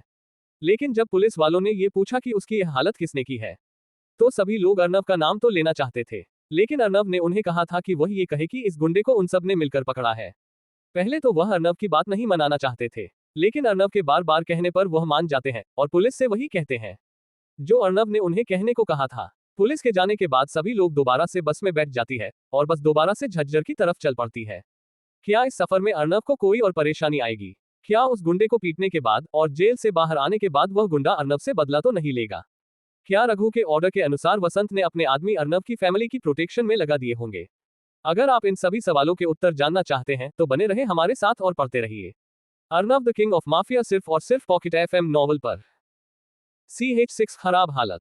अगर आप में से कोई अपना गुस्सा निकालना चाहते हो तो निकाल सकते हो, लेकिन इसे कोई जान से मत मारना, और हाँ, इसे पीटने के बाद पुलिस को भी कॉल कर देना। अर्नव की बात सुनने के बाद भीड़ उत्साहित हो जाती है और उस गुंडे को तबीयत से पीट देती है। इतने सारे लोगों के द्वारा पीटे जाने से वह गुंडा अधमरा हो गया था। उस गुंडे के शरीर के हर एक अंग में दर्द हो रहा था। वह गुंडा अपने शरीर के किसी भी अंग को हिलाता तो उसे काफी दर्द होता। उसे पीटने के बाद एक आदमी पुलिस को कॉल कर देता है। थोड़ी देर में वहां पर पुलिस आ जाती है और उसे गिरफ्तार करके ले जाती है। लेकिन जब पुलिस वालों ने ये पूछा कि उसकी यह हालत किसने की है, तो सभी लोग अर्नब का नाम तो लेना चाहते थे, लेकिन अर्नब ने उन्हें कहा था कि वह ये कहे कि इस गुंडे को उन सब ने मिलकर पकड़ा है। पहले तो वह अर्नब की बात नहीं मनाना चाहते थे, लेकिन अर्नब के बार बार कहने पर वह मान जाते हैं और पुलिस से वही कहते हैं जो अर्नब ने उन्हें कहने को कहा था। पुलिस के जाने के बाद सभी लोग दोबारा से बस में बैठ जाती है और बस दोबारा से झज्जर की तरफ चल पड़ती है। अर्नब चुपचाप अपनी जगह पर जाकर बैठ गया था। आधे घंटे के बाद अर्नब अपने खानपुर गांव के बस अड्डे पर उतरता है। दोपहर का समय था, जिस वजह से धूप काफी तेज थी। बस अड्डे से अपने घर की तरफ जाते हुए अर्नब गांव के देख रहा था। 2 सालों में गांव काफी ज्यादा बदल गया था। गांव में ज्यादातर लोगों ने अपने अपने घरों को नया बना लिया था। गांव में बाल काटने वाले व परचून की भी नई दुकान खुल गई थी। गांव में दीवारों की छांव में बूढ़े लोग पाली बिछाकर ताश खेल रहे थे। चौराहे पर बुढ़ी औरतें बैठकर गप्पे लड़ा रही थी। वे सभी बूढ़ी औरतें भी छाया में बैठी हुई थी। उन सभी के हाथ में एक भी जना था, जिसको हाथ पंखा भी बोलते हैं। अपने आप को हवा करते हुए वह सभी एक दूसरे से बातें कर रही थी। धूप होने के बावजूद भी छोटे बच्चे एक झुंड के साथ साइकिल के टायर से खेल रहे थे, जो उस साइकिल के टायर को दौड़ाते हुए उसके पीछे इधर उधर दौड़ रहे थे। बूढ़े इंसान ताश खेलते हुए एक दूसरे को गाली भी दे रहे थे। उनमें से हर बूढ़े के होठों में एक बीड़ी थी। सभी बूढ़े इंसानों ने सफेद रंग का धोती, कुर्ता और सर पर पगड़ी डाल रखी थी। अपने गांव में एक नए व्यक्ति को देखकर बूढ़े बूढ़ी और राह चलते लोग अर्नब को देख रहे थे। लेकिन अर्नब 2 सालों में काफी ज्यादा बदल गया था, जिस वजह से उसे कोई भी पहचान नहीं पा रहा था। लेकिन अर्नब सभी को नजरअंदाज करते हुए अपने घर की तरफ जा रहा था। लेकिन तभी एक 21-22 साल का लड़का अर्नब को रोकते हुए कहता है, भाई कहाँ जा रहा है? देखने से तो इस गांव का लग नहीं रहा। कहीं तू शहर से तो नहीं आया है उस अपराधी के घर जाने के लिए? अगर उस घर की तरफ जा रहा है तो भाई मेरी मान यहाँ से वापस चला जा। वह कभी भी अपने बेटे की गलती नहीं मानते। उस लड़के की बात सुनने के बाद अर्नब रुक जाता है और उस लड़के को ऐसे देखता है जैसे वह कोई पागल हो। लेकिन अर्नब अभी की शांत रहता है। वह ये देखना चाहता था आखिर गांव वालों ने उसके बारे में क्या विचारधारा बना रखी है। इसीलिए वह बड़ी ही शांत आवाज में उस लड़के से पूछता है, अच्छा तो क्या तुम मुझे ये बता सकते हो कि वह उस लड़के को किस जुर्म में अंदर डाला गया है? अर्नब की बात सुनकर वह लड़का ऐसे हंसता है जैसे वह सामने वाले के इसी सवाल का इंतजार कर रहा था। वह लड़का ये सारी बातें बताने में इतना ज्यादा उत्साहित हो रहा था कि उसे देखकर ऐसा लग रहा था जैसे किसी ने उसको उसके फेवरेट हीरो के बारे में बात करने को बोल दिया हो। वह लड़का तुरंत अर्नब के करीब आता है और धीमी आवाज में उसे बताता है, देखो मैं तुम्हें बता तो दूंगा, लेकिन तुम किसी को यह मत बताना कि तुम्हें यह बातें मैंने बताई है। अर्नब को बिल्कुल नहीं पता था कि सामने वाला उसके बारे में क्या बोलने वाला है, लेकिन फिर भी वह अपनी गर्दन हिला देता है। अर्नब की सहमति देख सामने वाला लड़का उसे बताता है, वह घर ना एक बलात्कारी का घर है। उस परिवार में रहने वाले एक लड़के ने शहर के अमीर बाप की बेटी के साथ जबरदस्ती करने की कोशिश की थी, और जब पकड़ा गया तो उसे 2 साल की जेल हो गई। और जब से हमारे गांव वालों को ये पता चला है कि उस लड़के ने कितनी नीच हरकत की है, तो पंचायत ने यह फैसला सुनाया कि उनसे कोई भी संबंध नहीं रखेगा। और जब से उनका लड़का जेल में गया है, तभी से उनके बुरे दिन चालू हो गए थे। उनके बेटे के जेल में जाने के बाद हर महीने शहर से एक आदमी आता है जो उनसे पूछताछ करता है और जबरदस्ती उन्हें एक पेपर पर साइन करने को बोल रहे हैं। और कई बार तो वह शहर से या आदमी अपने साथ कुछ गुंडे भी लेकर आता है और उनके घर के अंदर तोड़फोड़ करता है और उनसे पैसे भी छीन लेता है। लेकिन गांव वाले उन्हें कुछ भी नहीं कहते, और वैसे भी अगर वह एक अपराधी को जन्म देंगे तो उन्हें इसके लिए तैयार रहना था। भाई मैं भी तुमसे यही कहूंगा, तुम गांव में कहीं भी घूम लेना, पर इस घर की तरफ मत जाना। उस लड़के के मुंह से अपने माता पिता की इन 2 सालों में हुई हालत को जानकर अर्नब की आंखें भीग गई थी। बस अब उसकी आंखों से आंसू निकलने की कसर रह गई थी। अपने माता पिता की हालत को जानकर उसका दिल पचिज गया था। वह यह महसूस भी नहीं कर पा रहा था उसके लिए 2 साल जेल में जितने मुश्किल थे, उससे भी कई गुना ज्यादा मुश्किल तो उसके परिवार वालों के लिए थे। लेकिन गांव वालों की हरकत ने उसे गुस्सा दिला दिया था। उसका मन तो कर रहा था कि वह अभी इस सामने वाले लड़के के मुंह को तोड़ दे, लेकिन वह आते के साथ कोई तमाशा नहीं करना चाहता था। इसीलिए वह अपनी मुट्ठी बंद करके गहरी सांस लेता है। वह अपने आप को शांत कर रहा था। वह लड़का जब ये देखता है कि सामने वाला अपनी आंखें बंद कर रहा है, तो उसे काफी अजीब लगता है। लेकिन अर्नब तो उसे नजरअंदाज करते हुए अपने घर की तरफ जाने लगता है, जिस घर की तरफ जाने से पूरे गांव वालों को रोका गया था। वही अर्नब को अपनी बात सुनने के बाद भी उस घर की तरफ जाते देखकर वह लड़का काफी हैरान था। लेकिन वह अपने आप से ही कहता है, वैसे मुझे ये लड़का देखा देखा क्यों लग रहा था। खैर छोड़ो, और वैसे भी ये लड़का उसी अमीर परिवार से है। लगता है आज गांव वालों को दोबारा से फ्री में एक तमाशा देखने को मिलेगा। इतना कहकर वह लड़का भी वहां से चला जाता है। बाकी के गांव वाले भी जब अर्नब को उसके घर की तरफ जाता देखते हैं तो सभी यही सोच रहे थे कि आज दोबारा से गांव में एक तमाशा होने वाला है। लेकिन सभी की उम्मीदों को तोड़ते हुए अर्नब दरवाजा खटखटाते हुए कहता है, मम्मी पापा छोटी दरवाजा खोलो। वहां पर मौजूद सभी लोग उस लड़के की बात को सुनकर हैरान थे। किसी को भी विश्वास नहीं हो रहा था कि यह वही लड़का है जो 2 साल पहले जेल में गया था। दरवाजा खटखटाना के 1 मिनट बाद ही एक 52 साल की एक बूढ़ी औरत दरवाजा खोलती है। हालांकि उस औरत की उम्र 52 साल की थी, लेकिन वह देखने में 60 साल से भी अधिक बूढ़ी लग रही थी। उसे देखकर ऐसा लग रहा था जैसे वक्त की ठोकरों ने उसे उम्र से ज्यादा बूढ़ा बना दिया। वह महिला उस आवाज को पहचान गई थी, जिस वजह से दरवाजा खोलते हुए उस महिला का पूरा शरीर कांप रहा था। वह महिला जैसे ही दरवाजा खोलकर सामने खड़े लड़के को देखती है तो उसकी आंखें भीग आती है और वह रोने लग जाती है, क्योंकि आज पूरे 2 साल बाद उसकी आंखों के सामने उसकी आंखों का तारा खड़ा था। हालांकि वह कई बार इन 2 सालों में जेल में अर्नब से मिलने गई थी, लेकिन अर्नब हमेशा उन्हें मिलने से मना कर देता था। अर्नब भी इन 2 सालों बाद अपनी मां को देखकर काफी भावुक हो गया था। उसकी भी आंखें भीग आई थी, लेकिन वह अपने आप पर कंट्रोल करता है, लेकिन आगे बढ़ते हुए वह अपनी मां के गले लग जाता है। वहां पर मौजूद भीड़ भी सामने के मां बेटे के मिलन को देख रहे थे, लेकिन सभी के चेहरे पर घृणा का भाव था। अर्नब अपनी मां के साथ घर के अंदर आता है। अर्नब की मां मीना बार बार अपने बेटे के चेहरे को छूकर देख रही थी।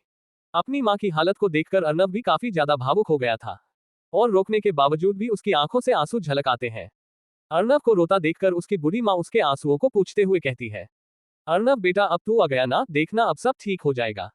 तू रो क्यों रहा है, रो मत, तू तो मेरा शेर है। देखना तुझे देखकर तेरी बहन और तेरे पापा काफी खुश होंगे। अर्नब की मां उसकी पीठ थपथपाते हुए उसे हिम्मत देती है। अर्नब भी गहरी सांस लेकर अपने आप को शांत करता और अपनी आंखों से आंसू पूछता है, और फिर अर्नब भी पूरे कॉन्फिडेंस के साथ अपनी मां से कहता है, हाँ मम्मी अब सब ठीक हो जाएगा, तेरा बेटा अब सब ठीक कर देगा। वैसे छोटी कहाँ है? अर्नब की बात सुनने के बाद उसकी मम्मी मीना उसे बताते हुए कहती है, छोटी छोटी तो कॉलेज गई हुई है, अभी थोड़ी देर में आती होगी। चल तू अपने हाथ मुंह धो ले जब तक छोटी आती है। मैं तुम दोनों के लिए खाना बना देता हूँ, वरना आते के साथ बोलेगी, मम्मी मेरे पेट में चूहे दौड़ रहे हैं। अर्नब की मम्मी मीना ने आखिरी बात थोड़े मजाकिया ढंग में बोली थी, ताकि अर्नब हंस सके। अर्नब को भी पता था कि उसकी मम्मी उसे हंसाने के लिए ऐसी बातें कर रही है, इसीलिए वह भी मुस्कुराने लग जाता है। अर्नब को मुस्कुराते देखकर मीना के चेहरे पर भी मुस्कान आ जाती है। नव के घर में 3 कमरे, एक हॉल, एक किचन और एक बाथरूम था, जिसमें से 2 कमरे नीचे बने हुए थे और एक कमरा ऊपर भी एक अलग से बाथरूम बना हुआ था। अर्नब का घर 100 गज का था। गांव में 100 गज का घर होना एक आम बात होती है। हालांकि उनके घर में कोई भी ज्यादा फैंसी चीज नहीं थी, और वैसे भी उनके घर बाकी के घरों की तुलना में पुराना लग रहा था। अर्नब भी ऊपर अपने कमरे में चला जाता है। अर्नब जब अपने कमरे में आता है तो उसका कमरा पहले की ही तरह साफ सुथरा था, जिसे देखकर साफ पता चल रहा था कि कमरे के अंदर रोज सफाई होती है। भले ही उनका घर पुराना था, लेकिन उसकी मम्मी और उसकी बहन ने घर को एकदम साफ सुथरा रख रखा था। अर्नब के जेल जाने से पहले उसके पिता की एक सरकारी नौकरी थी, लेकिन अर्नब के जेल जाने के बाद अजीत कोहली ने अपनी ताकत का इस्तेमाल कर उन्हें भी उनकी नौकरी से हटवा दिया था। अर्नब के पिता जगदीश सिंह अब बैंक में एक सिक्योरिटी गार्ड की नौकरी करते हैं, जिससे उनके घर का सामान्य खर्चा निकलता था। लेकिन अपने बेटे अर्नब के केस को लड़ने के लिए और सलोनी की पढ़ाई न छूट जाए, इसकी वजह से वह ब्याज पर पैसे लेते हैं, जिस वजह से लगभग उनकी पूरी तनख्वाह उस कर्ज को चुकाने में खर्च हो जाती है। इसी वजह से कई बार उनके महीने का खर्च भी नहीं निकल पाता था। इसी वजह से उन्होंने अपनी बेटी सलोनी को 10वीं के बाद सरकारी स्कूल में डाल दिया था, और 12वीं के बाद भी उसकी पढ़ाई के लिए उसे अच्छा कॉलेज नहीं मिला था।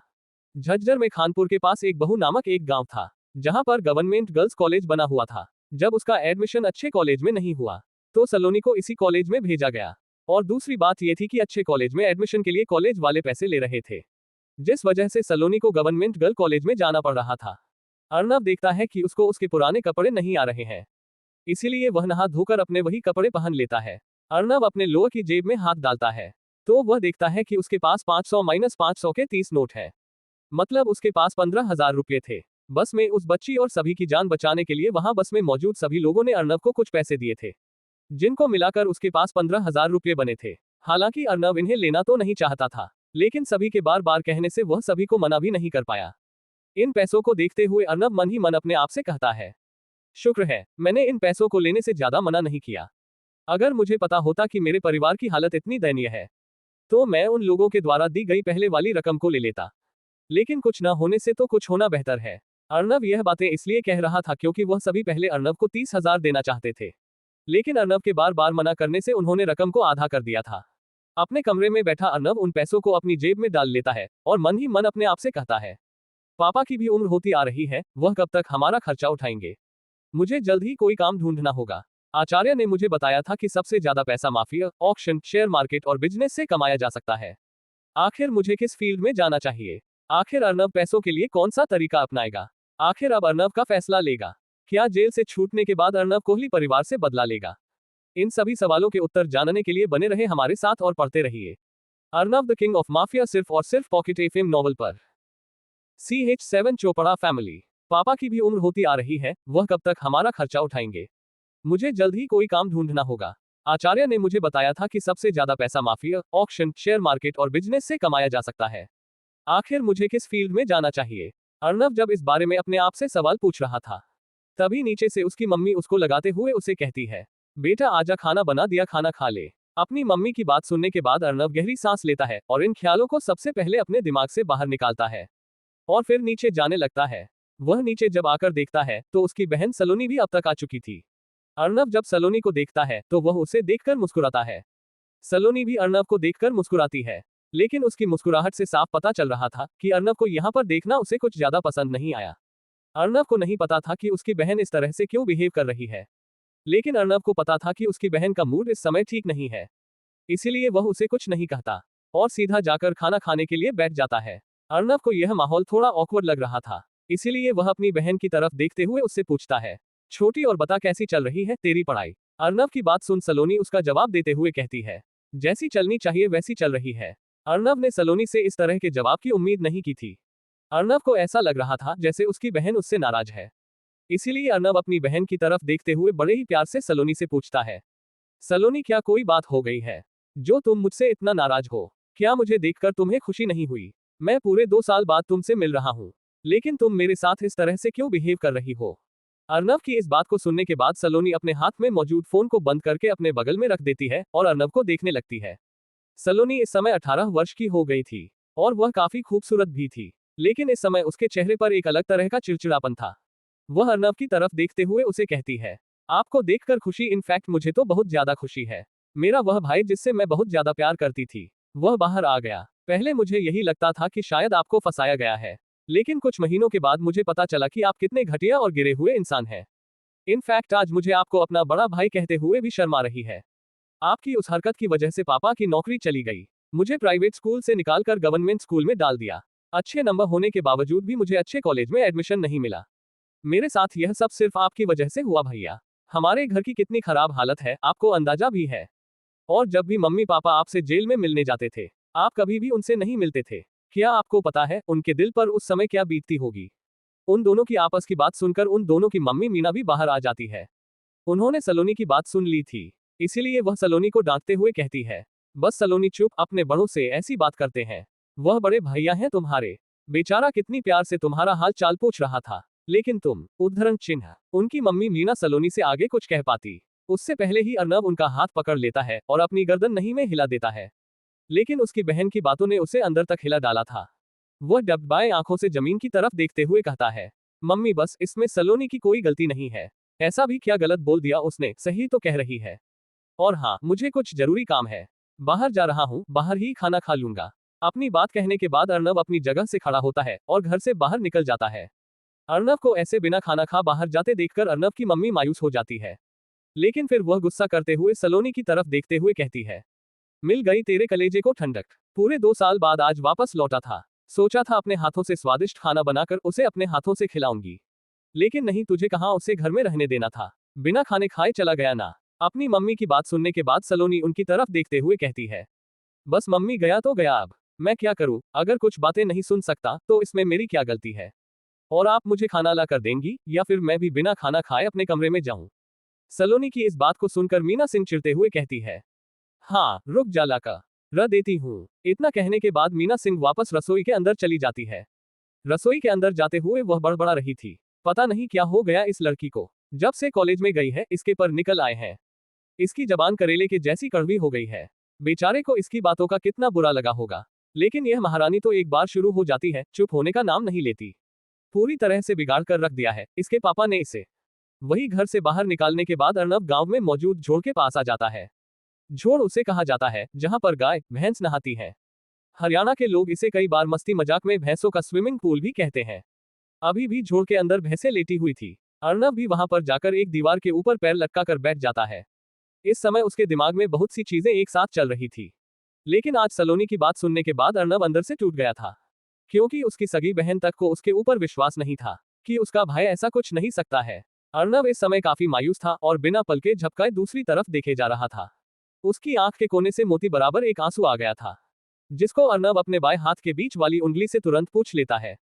लेकिन अपने आंखों से आंसू पूछने के बाद उसका हाथ वहां जाकर लगता है जहां उसने अपने आचार्य के द्वारा दी गई पिस्तौल को टांग रखा था। अर्नब का हाथ जैसे ही पिस्टल को छूता है तो वह गहरी सांस लेते हुए अपनी आंखें बंद कर लेता है। अपनी आंखें बंद करने के बाद उसे अपनी आंखों के सामने आचार्य इंद्र का चेहरा दिखाई देता है।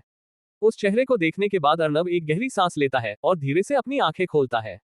उसकी आंखों में इस समय कोई भी इमोशन नहीं थे। भले ही अर्नब एक 20 साल का नौजवान लड़का हो, लेकिन वह दुनिया को जीतने का जुनून रखता था। वह इतना समझ गया था कि इस दुनिया में जिसके पास पैसा है वही सरवाइव कर सकता है। इसीलिए वह फैसला करता है कि अब वह ज्यादा से ज्यादा पैसे कमाएगा। वह अपनी जगह से खड़ा होकर अपने घर की तरफ जाता है। अपने घर के पास पहुंचने के बाद अर्नब गली के छोर को देखता है और फिर अपने 2 कदम उसकी तरफ बढ़ाते हुए अर्नब कहता है, क्या तुम दोनों को रघु ने प्रोटेक्शन के लिए भेजा है? अर्नब के इतना कहने के थोड़ी देर बाद ही गली के कोने से 4 इंसान बाहर निकलते हैं। उन्हें देखकर साफ पता चल रहा था कि वह छठे हुए लड़ाकू है। तभी उनमें से एक इंसान आगे आते हुए अर्नब से पूछता है, क्या तुमने ही हमें हायर किया है? और तुम रघु दादा को इस तरह से नाम से कैसे पुकार रहे हो? उनकी बात सुनो अर्नब समझ गया था कि यह चारों इंसान वही है जिनको रघु ने उसकी बहन और मम्मी की प्रोटेक्शन के लिए भेजा है। वही उसकी बात सुनने के बाद अर्नब अपनी गर्दन हिला देता है और फिर उनसे सवाल करते हुए पूछता है, आज की कोई खास रिपोर्ट? अर्नब की बात सुनकर वह भी समझ गए थे कि सामने वाला वही इंसान है जिसने उनको प्रोटेक्शन के लिए लगाया है। इसीलिए उनमें से एक इंसान उसके सवाल का जवाब देते हुए कहता है, तुम्हारी मम्मी तो सुबह से घर से बाहर नहीं निकली है, इसीलिए उनके बारे में कोई खास रिपोर्ट नहीं है। लेकिन जब तुम्हारी बहन कॉलेज जा रही थी तो एक काली गाड़ी उसका पीछा कर रही थी, और जब हमने उस गाड़ी की डिटेल निकलवाई तो हमें पता चला कि वह गाड़ी चोपड़ा परिवार के एक लड़के की है। पूरी कुंडली निकालने के बाद पता चला है कि चोपड़ा परिवार का यश चोपड़ा काफी दिनों से तुम्हारी बहन का पीछा कर रहा है और उसके पीछे पड़ा हुआ है। और शहर में यश चोपड़ा की इमेज कुछ ज्यादा अच्छी नहीं है। वह अपने बाप के पैसों पर हवा में उड़ाता रहता है, और जब भी उसे कोई लड़की पसंद आ जाती है तो वह कोई ना कोई तरीका अपना करके उसे अपने बिस्तर तक लेकर जाता है और अपने शरीर की आग बुझाकर उस लड़की के पूरे जीवन को बर्बाद कर देता है। और इस समय उस यश चोपड़ा की नजर तुम्हारी बहन पर है। हालांकि वैसे वह बस तुम्हारी बहन का पीछा कर रहा था, इसीलिए हमने कोई एक्शन नहीं लिया। उनकी बात सुनने के बाद अर्नब की आंखें ठंडी हो गई थी। वह अपनी आवाज में बिना किसी इमोशन के उन चारों की तरफ देखते हुए उनसे पूछता है, क्या ये चोपड़ा परिवार मैटनहेल वाला चोपड़ा परिवार है? अर्नब की इस बात पर वह इंसान अपनी गर्दन हिलाते हुए कहता है, हाँ, ये वही परिवार है। उनकी इस बात को सुनने के बाद अर्नब गहरी सोच में डूब गया था। काफी देर तक कुछ सोचने के बाद अर्नब उनकी तरफ देखते हुए उनसे पूछता है, इस समय यश चोपड़ा कहाँ पर होगा? जिस पर वह इंसान अर्नब को बताता है, यश चोपड़ा अभी तो अपने घर में होगा, लेकिन वह हर रात को मैटनहिल के ड्रीम लैंड क्लब में जाता है। उनकी बात सुनने के बाद अर्नब कुछ सोचता है और फिर उन्हें कहता है, रात को यश चोपड़ा को पकड़ने के लिए ड्रीम लैंड क्लब चलेंगे। मेरे साथ सिर्फ तुम दोनों चलोगे और बाकी सब यहाँ पर मेरी फैमिली की प्रोटेक्शन के लिए रहेंगे, ठीक है? अर्नब की बात सुनने के बाद दूसरा इंसान अर्नब की तरफ देखते हुए कहता है, भाई हमें नहीं पता आप कौन है और आपने हमें कैसे हायर किया, लेकिन आप रघु दादा को नाम लेकर बुलाते हैं तो आपका रुतबा भी कम नहीं होगा। अगर आप चाहे तो इस चोपड़ा परिवार से निपटने के लिए हम वसंत भाई को बुला लूं। अर्नब को पहले यही लगा था कि शायद रघु कोई छोटा मोटा गुंडा होगा, लेकिन सामने वाले की बात सुनने के बाद उसे पता चला था कि रघु कोई छोटा मोटा गुंडा नहीं है, बल्कि अंडरवर्ल्ड में उसे सभी लोग रघु दादा कहकर बुलाते हैं। रघु दादा की ताकत का अंदाजा यहाँ से लगाया जा सकता है कि हरियाणा के झज्जर और रोहतक जिले पर राज करने वाला वसंत भाई रघु के लिए काम करता है। अर्नब ने सोचा नहीं था कि रघु के कहने पर वसंत भाई के आदमी उसके परिवार वालों को प्रोटेक्शन देंगे, लेकिन वह इस छोटे से मामले के लिए झज्जर के इतने बड़े डॉन को नहीं बुलाना चाहता था।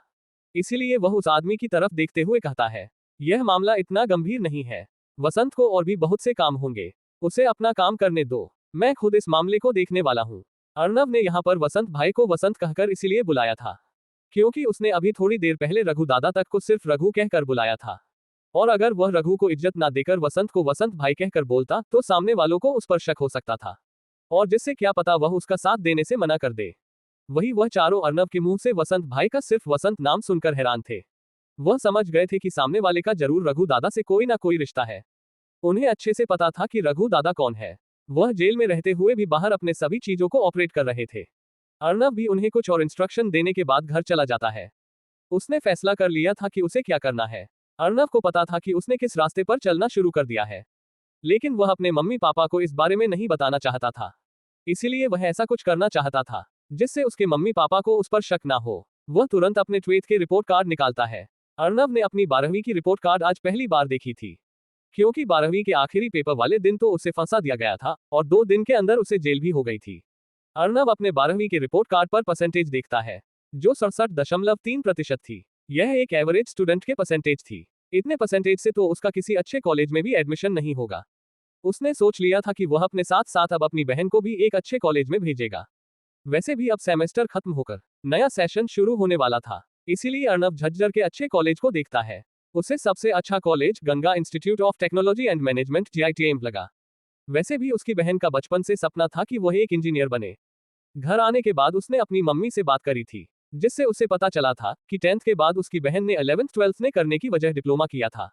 लेकिन पैसों की तंगी की वजह से उसकी बहन को अपने सपने मारने पड़े और वह एक नॉर्मल कॉलेज में अब्बा कर रही है। अपनी मम्मी की बात सुनने के बाद उसे अपनी बहन के लिए काफी बुरा लग रहा था, लेकिन ये समय मायूस होने की जगह ड्रीमलैंड क्लब जाने का था। आखिर अर्नब ड्रीमलैंड क्लब जाने के बाद क्या हंगामा खड़ा करने वाला है? क्या यश चोपड़ा आज भी ड्रीमलैंड क्लब आएगा? क्या अर्नब अपनी बहन को एक अच्छे कॉलेज में एडमिशन दिला पाएगा? अगर आप भी इन सभी सवालों के बारे में उत्तर जानना चाहते हैं तो बन रहे हमारे साथ और पढ़ते रहिए। Arnab the king of mafia सिर्फ और सिर्फ पॉकेट FM नॉवल पर। CH8 घरवालों के ताने। अर्नब अपने 12वीं के रिपोर्ट कार्ड पर परसेंटेज देखता है, जो 67.3% थी। यह एक एवरेज स्टूडेंट के परसेंटेज थी। इतने परसेंटेज से तो उसका किसी अच्छे कॉलेज में भी एडमिशन नहीं होगा। उसने सोच लिया था कि वह अपने साथ साथ अब अपनी बहन को भी एक अच्छे कॉलेज में भेजेगा। वैसे भी अब सेमेस्टर खत्म होकर नया सेशन शुरू होने वाला था, इसीलिए अर्नब झज्जर के अच्छे कॉलेज को देखता है। उसे सबसे अच्छा college Ganga institute of technology and management GITM लगा। वैसे भी उसकी बहन का बचपन से सपना था कि वह एक इंजीनियर बने। घर आने के बाद उसने अपनी मम्मी से बात करी थी, जिससे उसे पता चला था कि 10th के बाद उसकी बहन ने 11th 12th करने की जगह डिप्लोमा किया था। लेकिन पैसों की तंगी की वजह से उसकी बहन को अपने सपने मारने पड़े और वह एक नॉर्मल कॉलेज में अब्बा कर रही है। अपनी मम्मी की बात सुनने के बाद उसे अपनी बहन के लिए काफी बुरा लग रहा था, लेकिन ये समय मायूस होने की जगह ड्रीमलैंड क्लब जाने का था। लेकिन वहां पर जाने के लिए उसे घर पर भी कुछ बहाने बनाने थे, इसलिए उसने कुछ सोचा था और खाना खाने के बाद वह अपनी मम्मी से कहता है, मम्मी आज रात को मुझे कहीं बाहर जाना है। अचानक से अर्नब की इस बात को सुनकर उसकी मम्मी मीना उसकी तरफ देखते हुए हैरानी से पूछती है, कहाँ बाहर जाना है तुझे? आज ही तो आया है। मैंने एक बार कह दिया ना तुझे कहीं नहीं जाना, तो कहीं नहीं जाना। अपनी मम्मी की बात सुन अर्नब उन्हें मनाते हुए कहता है, लेकिन मम्मी सुनो ना, मेरा जाना जरूरी है।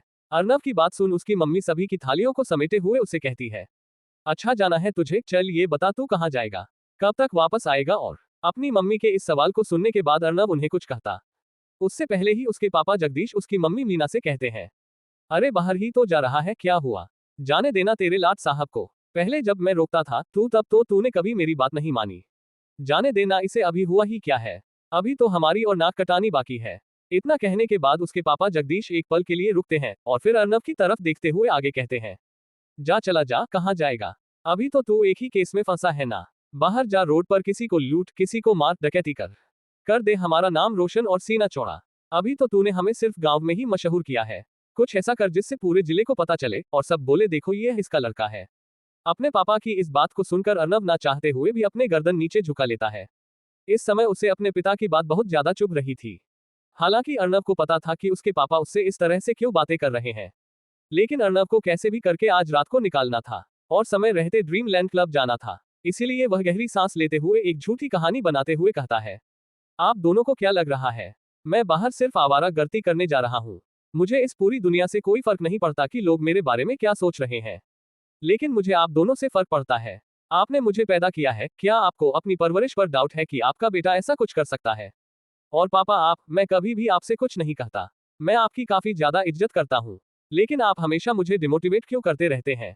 और मम्मी मैं कोई 6 साल का बच्चा नहीं हूँ जो आप मुझे पल्लू से बांध कर रखेंगी। अगर मैं इस दुनिया की भीड़ में जीना चाहता हूँ तो मुझे इस दुनिया की भीड़ में शामिल भी होना पड़ेगा। और मैं रात को बाहर क्या करना जा रहा हूँ तो सुनो, मैंने रोहित से बात की थी, तो उसने मुझे रात को ATM की सिक्योरिटी के लिए बुलाया है। वहीं जा रहा हूँ। अपनी बात कहने के बाद अर्नब वहां पर ज्यादा देर रुकना नहीं चाहता था। उसे पता था कि अगर वह यहाँ पर 2 मिनट और रुका तो और भी बहुत से सवाल उससे पूछे जाएंगे। इसलिए अपनी बात कह वह तुरंत घर से निकल गया था। अर्नब के घर से निकलने के बाद अर्नब के पापा जगदीश उसकी मम्मी मीना की तरफ देखते हुए कहते हैं, जब से जेल से बाहर आया है पंख बहुत निकल आए हैं इसके। देख लो अपने लाल को अपने बाप से जुबान लड़ा रहा है। कल घर आए तो बता देना, अगर इस घर में रहना है तो जैसे मैं बोलूंगा वैसे रहना होगा। इतना कहने के बाद अर्नब के पापा जगदीश भी कमरे में चले जाते हैं। तभी सलोनी भी अपनी मम्मी से कहती है, मम्मी पापा सही कह रहे हैं, ये जब से बाहर आया है तब से इनका सब कुछ बदल गया है, बोलने का तरीका, चलने का तरीका। और आज तो इसन पापा के सामने मुंह खोलने की कोशिश की है। संभाल कर रखना अपने लाडले को। 2 सालों से इसके बिना रह रहे थे, आगे भी इसके बिना रह लेंगे। इतना कहने के बाद सलोनी भी वहां से चली जाती है। अपने पति और बेटी की बात सुनने के बाद मीना दोनों के कमरे की तरफ देखती है। इस समय उनकी आंखें भीगी हुई थी। ऐसा लग रहा था जैसे किसी भी पल वह रोने लग जाएगी, लेकिन वह अपने आप को संभालती है और सभी बर्तनों को इकट्ठा कर धोने के लिए बाहर आंगन में आ जाती है। लेकिन चलते चलते मीना अपने आप से ही कहती है, कैसे अपने से दूर करूं उसे, 9 महीने अपनी कोख में पाला है। भले ही पूरी दुनिया तेरे खिलाफ खड़ी हो बेटा, लेकिन मुझे पूरा विश्वास है कि तू कभी ऐसा नहीं कर सकता। वही अर्नब घर से निकलने के बाद दरवाजे पर ही खड़ा हो गया था। उसने अपने पापा, बहन और मम्मी तीनों की बात सुनी थी। अपने पापा और बहन की बात सुन उसे काफी दुख होता है, लेकिन अपनी माँ की बात सुन अर्नब को काफी अच्छा लगता है कि कोई तो उसके ऊपर विश्वास करता है। अर्नब मन ही मन अपनी माँ से वादा करते हुए कहता है, माँ मैं वादा करता हूँ, जिस लड़की ने मेरी जिंदगी बर्बाद की है, अगर उसके पूरे खानदान को बर्बाद नहीं कर दिया ना तो मेरा नाम भी अर्नब सिंह नहीं।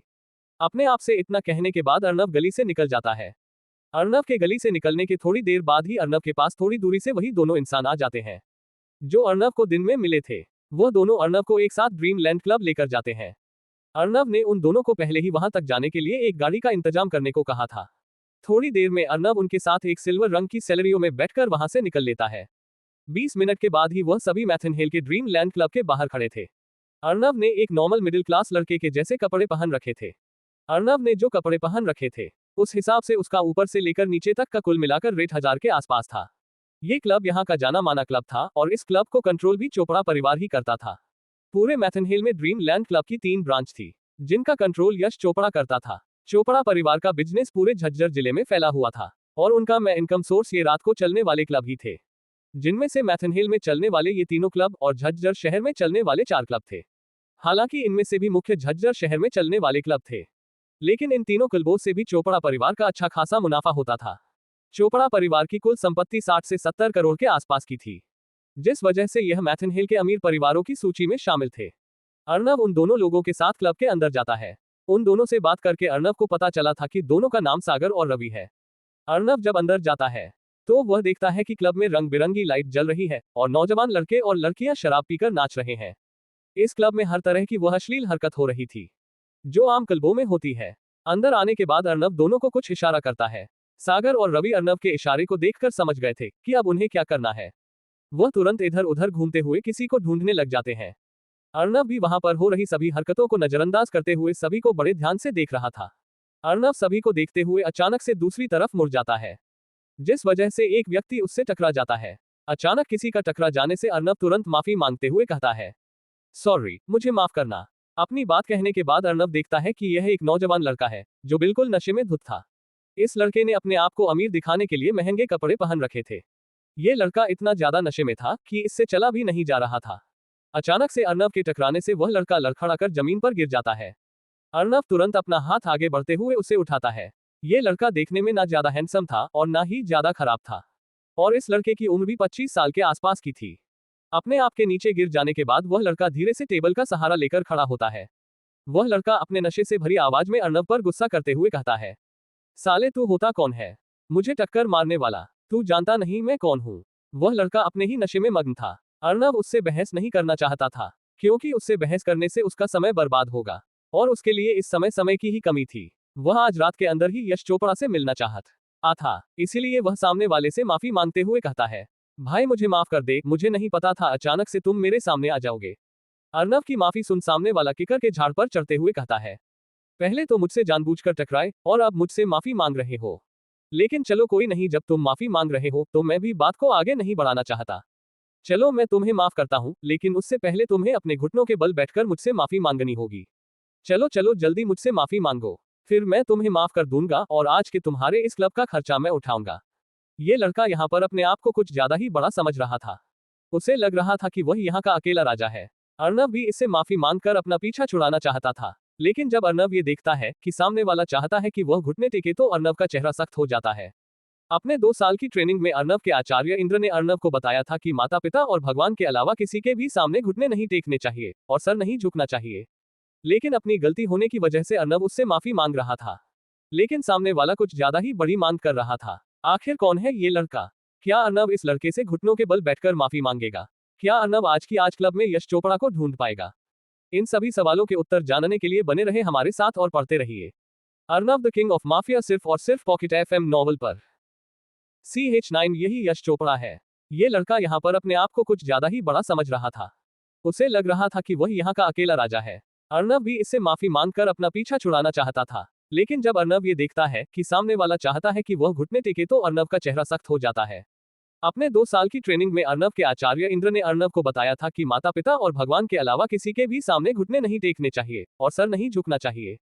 लेकिन अपनी गलती होने की वजह से अर्नब उससे माफी मांग रहा था, लेकिन सामने वाला कुछ ज्यादा ही बड़ी मांग कर रहा था। अर्नब यहाँ पर खड़ा होकर इस लड़के के साथ समय बर्बाद नहीं करना चाहता था।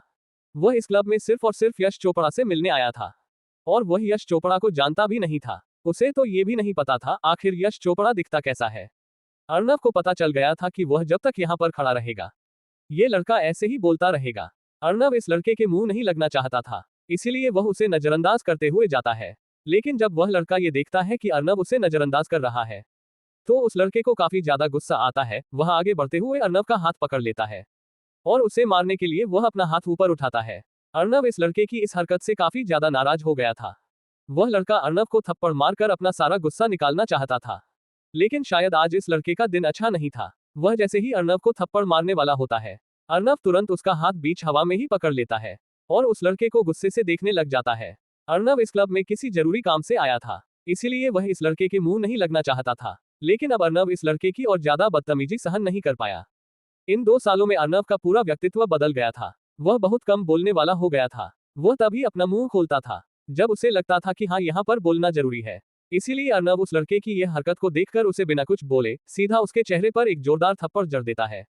स्टॉक उद्धरण चिन्ह। उस लड़के ने पहले ही दारू पी रखी थी और अर्नब के थप्पड़ से वह लड़का लड़खड़ाकर सीधा जमीन पर गिरता है। अर्नब ने उस लड़के को इतनी जोर से थप्पड़ मारा था कि उस लड़के का एक साइड का चेहरा सूजकर पूरी तरह से लाल हो गया था। उसके चेहरे पर अर्नब की उंगलियों के निशान साफ दिखाई दे रहे थे। थप्पड़ के इम्पैक्ट से उस लड़के को अपना मुंह खोलने में भी दिक्कत हो रही थी। अर्नब के इस एक थप्पड़ से उस लड़के की सारी पी हुई उतर गई थी। वही उस लड़की को थप्पड़ मारने के बाद अर्नब स्क्वाट पोजीशन में बैठता है और उस लड़के को देखते हुए कहता है, मेरी गलती थी, मैंने तुझे माफी मांगी। तेरा काम था 1-2 गाली देकर चले जाना, लेकिन नहीं, तू ठहरा अमीर बाप की बिगड़ी हुई औलाद, जिनके खुद के दम में तो कुछ है नहीं और अपने बाप के पैसों पर उछलते रहते हैं। और हाँ, एक बात, दारू पीकर यह मत समझा कर तू शहंशाह है, कोई भिखारी बनाकर चला जाएगा। उस लड़के से इतना कहकर अर्नब खड़ा ही हुआ था कि तभी उसके पास सागर और रवि आ जाते हैं और अर्नब को बताते हुए कहते हैं, हमने पूरे क्लब को देख लिया लेकिन हमें यश चोपड़ा कहीं पर भी दिखाई नहीं दिया। मुझे तो लगता है शायद आज वह यहाँ आया नहीं है। तभी रवि की नजर अर्नब के पीछे जमीन पर गिरे लड़के पर जाती है, जिसे देखकर रवि कहता है, अरे इसे तो हम पूरे क्लब में ढूंढ रहे हैं और यह जमीन पर क्यों गिरा हुआ है। रवि की बात सुनकर सागर भी उस लड़के को देखता है और फिर अर्नब की तरफ देखते हुए उसे कहता है, हाँ, ये तो यश चोपड़ा है, लेकिन यहाँ पर इस तरह से क्यों जमीन पर गिरा हुआ है। अपनी बात पूरी किए बिना वह तुरंत अर्नब की तरफ देखते हुए पूछता है, अगर आपको ये पहले मिल गया था तो आपने हमें क्यों नहीं बताया। उन दोनों की बात सुनने के बाद अर्नब हैरान हो गया था। उसे विश्वास नहीं हो रहा था कि जिस इंसान से वह ऐसे ही टकरा गया है वही यश चोपड़ा निकलेगा, लेकिन अर्नब उन दोनों में से किसी को भी यह नहीं बताता आखिर उसे यह इंसान कैसे मिला। लेकिन फिर भी पक्का करने के लिए अर्नब दोनों की तरफ देखते हुए पूछता है, क्या ये लड़का सच में यश चोपड़ा है। अर्नब के इस सवाल को सुनकर दोनों हैरान हो गए थे। उन्हें लग रहा था कि शायद अर्नब ने यश चोपड़ा को पकड़ा है, लेकिन अर्नब की बात सुनकर उन्हें पता चला था कि अर्नब यश चोपड़ा को पहचानता तक नहीं है। लेकिन फिर भी वह गर्दन हिलाते हुए अर्नब को कहते हैं, जी यही है यश चोपड़ा। अर्नब के थप्पड़ से अभी भी यश चोपड़ा जमीन पर गिरा हुआ था, लेकिन किसी का भी ध्यान यश चोपड़ा पर नहीं गया। क्लब में म्यूजिक काफी लाउड था, जिस वजह से यश चोपड़ा उन तीनों की बात नहीं सुन पाया। यश चोपड़ा को इस समय काफी ज्यादा गुस्सा आ रहा था। उसका मन कर रहा था कि वह अर्नब को यही जान से मार दे। उसकी आंखें एकदम लाल थी लेकिन यह नहीं बताया जा रहा था कि यह लाल आंखें गुस्से में थी या फिर दारू पीने से थी। ये चोपड़ा ने अपनी गाल के ऊपर हाथ रख रखा था और वह अभी भी अपनी लड़खड़ाती जबान से अर्नब को धमकी देता है। लड़के, लगता है तू मुझे जानता नहीं है मैं कौन हूँ। अगर तुझे पता होता कि मैं कौन हूँ तो तू कभी भी मुझ पर हाथ उठाने की गलती नहीं करता। मैं चोपड़ा परिवार से यश चोपड़ा हूँ। यश चोपड़ा। बेटा तू 5 मिनट रुक, बस 5 मिनट। अगर यही खड़े खड़े तेरे शरीर के टुकड़े नहीं कर दिए ना तो मेरा नाम यश चोपड़ा नहीं। यश चोपड़ा के बार बार बोलने से अब अर्नब काफी ज्यादा इरिटेट हो गया था और अब तो उसे ये भी पता चल गया था कि यही लड़का यश चोपड़ा है, इसलिए अब वह इसके ऊपर कोई रहम नहीं दिखाने वाला है। अर्नब तुरंत यश चोपड़ा को उसकी कॉलर से पकड़कर उठाता है और सागर और रवि को अपने साथ आने का इशारा करता है। अर्नब यश चोपड़ा को लेकर तुरंत क्लब के बाहर पार्किंग में आ जाता है। यश चोपड़ा जब से अर्नब के हत्थे लगा है तब से वह अर्नब की पकड़ से छूटने के लिए छटपटा रहा था। थोड़ी देर पहले जो यश चोपड़ा बड़ी बड़ी बातें कर रहा था, अब वह अर्नब की पकड़ से छूटने के लिए अपने दोनों हाथ जोड़कर उससे भीख मांग रहा था। यश चोपड़ा इस समय किसी मेमने की तरह अर्नब से माफी मांगते हुए कहता है, भाई भाई भाई मुझे माफ कर दे, भाई मुझे जाने दे, भाई प्लीज, भाई मैं खुद घुटनों के बल बैठकर तुझसे माफी मांगूंगा। तू एक बार बोल भाई, मैं तेरे को उतने पैसे देने को तैयार हूँ भाई, लेकिन प्लीज मुझे छोड़ दे। मैं तेरे आगे हाथ जोड़ता हूँ, पैर पड़ता हूँ, मुझे माफ कर दे भाई, मैंने तेरे से इस तरह से बात की। इस समय यश चोपड़ा अमीर बाप की औलाद की जगह किसी भिखारी की तरह लग रहा था, जो इस समय खुद किसी और के सामने गिड़गिड़ा रहा था। यश चोपड़ा के बार बार बोलने से अर्नब काफी इरिटेट हो गया था। अर्नब तुरंत उसे खींचते हुए अपने सामने लाता है और उसकी तरफ देखते हुए अपनी आवाज में बिना किसी इमोशन के साथ कहता है, चुप, एकदम चुप, अगर एक शब्द और बोला ना तो तेरी जुबान खींचकर बाहर निकाल दूंगा। अर्नब ने ये सब बिना किसी इमोशन के कहा था और उसकी आवाज में एक अलग ही ठंडक थी, जिसे सुनने के बाद यश चोपड़ा के पूरे शरीर में सिहरन दौड़ गई थी। अर्नब की इस बात को सुनने के बाद यश चोपड़ा एकदम चुप हो जाता है। वह इस समय एक आज्ञाकारी बच्चे की तरह अर्नब की सारी बात मान रहा था। यश चोपड़ा समझ गया था अगर उसने दोबारा अपना मुंह खोला तो वह बुरी तरह से पिटेगा। यश चोपड़ा के शांत हो जाने के बाद अर्नब रवि को कुछ इशारा करता है। अर्नब का इशारा देख रवि तुरंत सामने आता है और अपना फोन निकालकर उसमें एक फोटो खोल लेता है और उसे यश चोपड़ा को दिखाता है।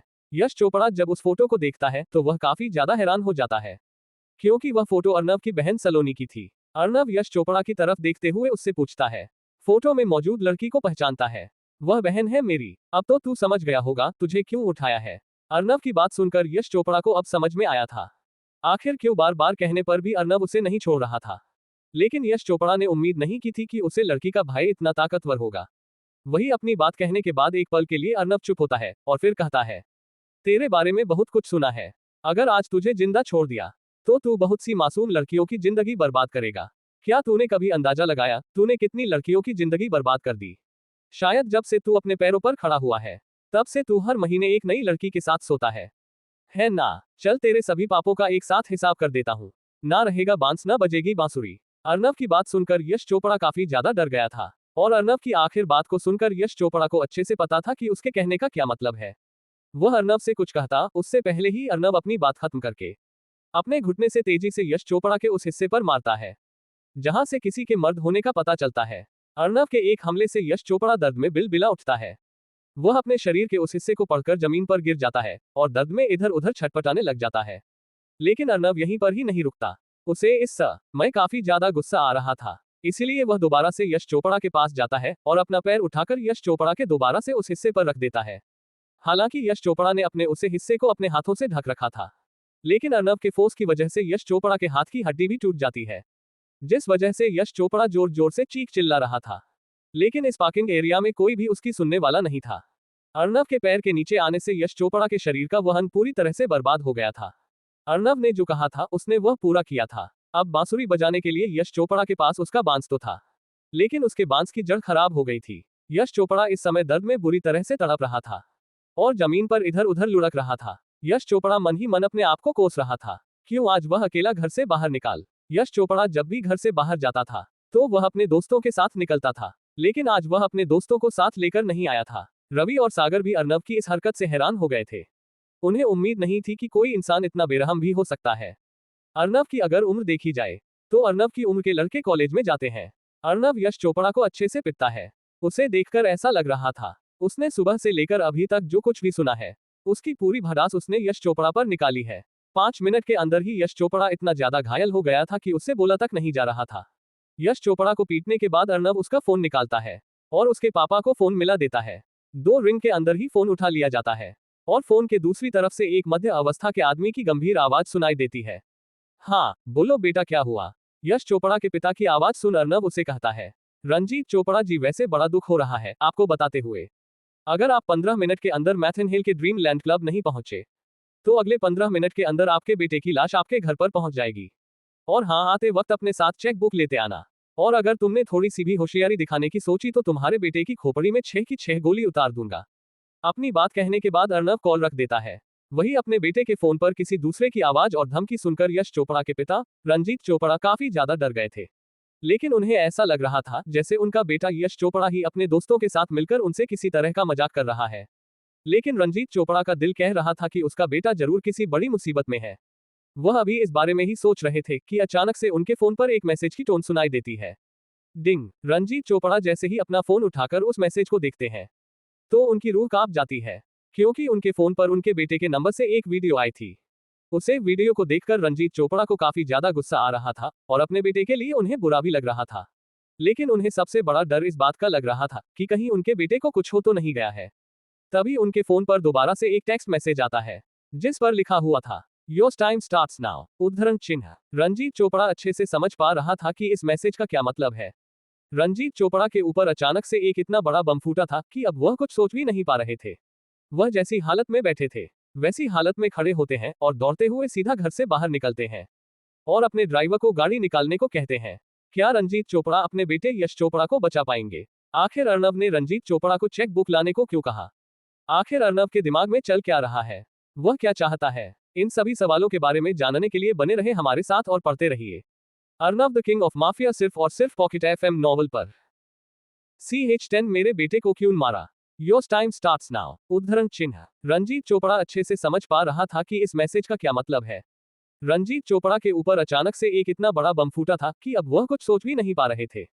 वह जैसी हालत में बैठे थे वैसी हालत में खड़े होते हैं और दौड़ते हुए सीधा घर से बाहर निकलते हैं और अपने ड्राइवर को गाड़ी निकालने को कहते हैं। ड्राइवर भी रंजीत चोपड़ा के अचानक से इस ऑर्डर से थोड़ा डर गया था, लेकिन तुरंत वह अपने आप को संभालते हुए गाड़ी को निकालता है। रंजीत चोपड़ा तुरंत गाड़ी में बैठते हुए ड्राइवर को कहते हैं, गाड़ी को तुरंत मैथन हिल वाले ड्रीम लैंड क्लब ले चलो। रंजीत चोपड़ा का ऑर्डर सुनने के बाद ड्राइवर तुरंत गाड़ी स्टार्ट कर देता है और ड्रीम लैंड क्लब की तरफ ले लेता है। ड्रीम लैंड क्लब जाते हुए रंजीत चोपड़ा का दिमाग आने को ख्यालों से घिरा हुआ था। उनके दिमाग में इस समय सिर्फ यही चल रहा था, आखिर मैथन हिल रहकर कोई चोपड़ा परिवार से क्यों दुश्मनी लेगा। लेकिन कॉल आने के बाद रंजीत चोपड़ा को पता चल गया था कि यह पूरा मामला किडनैपिंग का है। ड्रीमलैंड क्लब जाते हुए उसके दिमाग में अनेकों ख्याल आ रहे थे। वही ड्रीमलैंड क्लब की पार्किंग में अर्नब अभी भी एक गाड़ी की टेक लगाए हुए खड़ा था और उसके सामने यश चोपड़ा जमीन पर पड़ा हुआ था और यश चोपड़ा के पीछे सागर और रवि खड़े थे। यश चोपड़ा अधमरी हालत में जमीन पर गिरा हुआ था। अर्नब ने यश चोपड़ा को इतनी बुरी तरह से मारा था कि उसके मुंह नाक से खून निकल रहा था। हालांकि यश चोपड़ा के शरीर के और किसी अंग पर ज्यादा दर्द नहीं था, बस अर्नब ने उसके शरीर का मुख्य भाग लगभग नष्ट कर दिया था, जिस वजह से इतनी बुरी हालत होने के बावजूद भी यश चोपड़ा के दोनों हाथ अभी भी उसकी उसी जगह पर थे।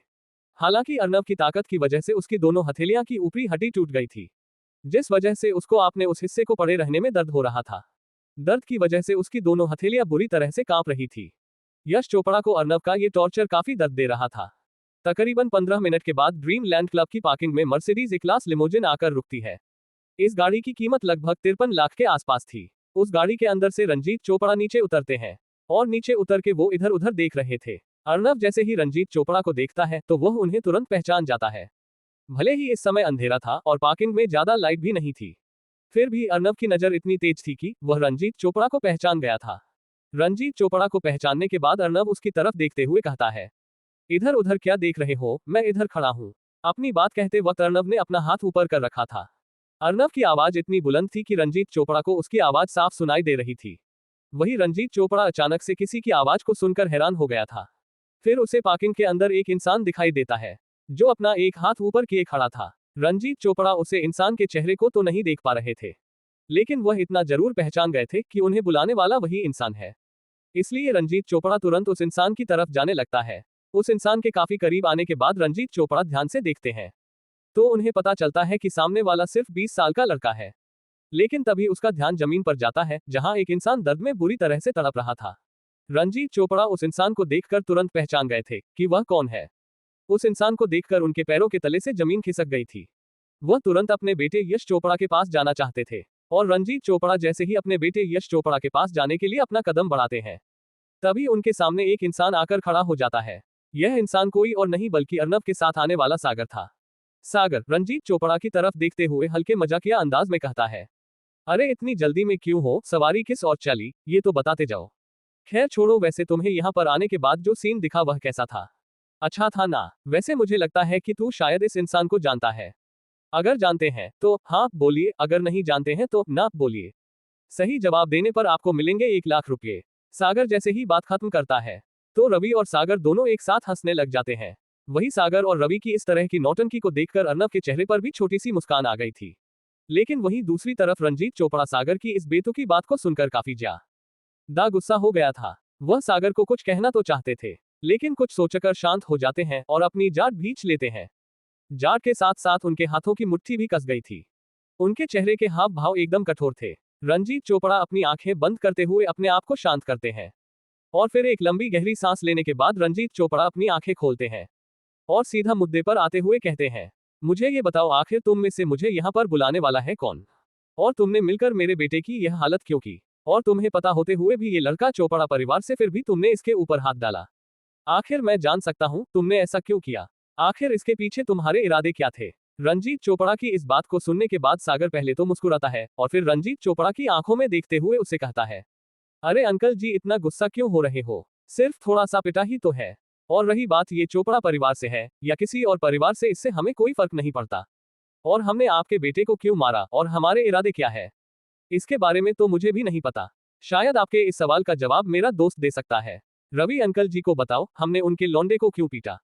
सागर जिस तरह से रणजीत चोपड़ा से बात कर रहा था, उस वजह से उनका गुस्सा बढ़ता ही जा रहा था। रणजीत चोपड़ा सागर से कुछ कहते उससे पहले वहां पर रवि भी आ जाता है और रणजीत चोपड़ा की तरफ देखते हुए कहता है, हाँ तो अंकल जी बताइए आपको क्या पूछना है? अगर मुझे पता होगा तो मैं आपके सवालों का जवाब जरूर दूंगा।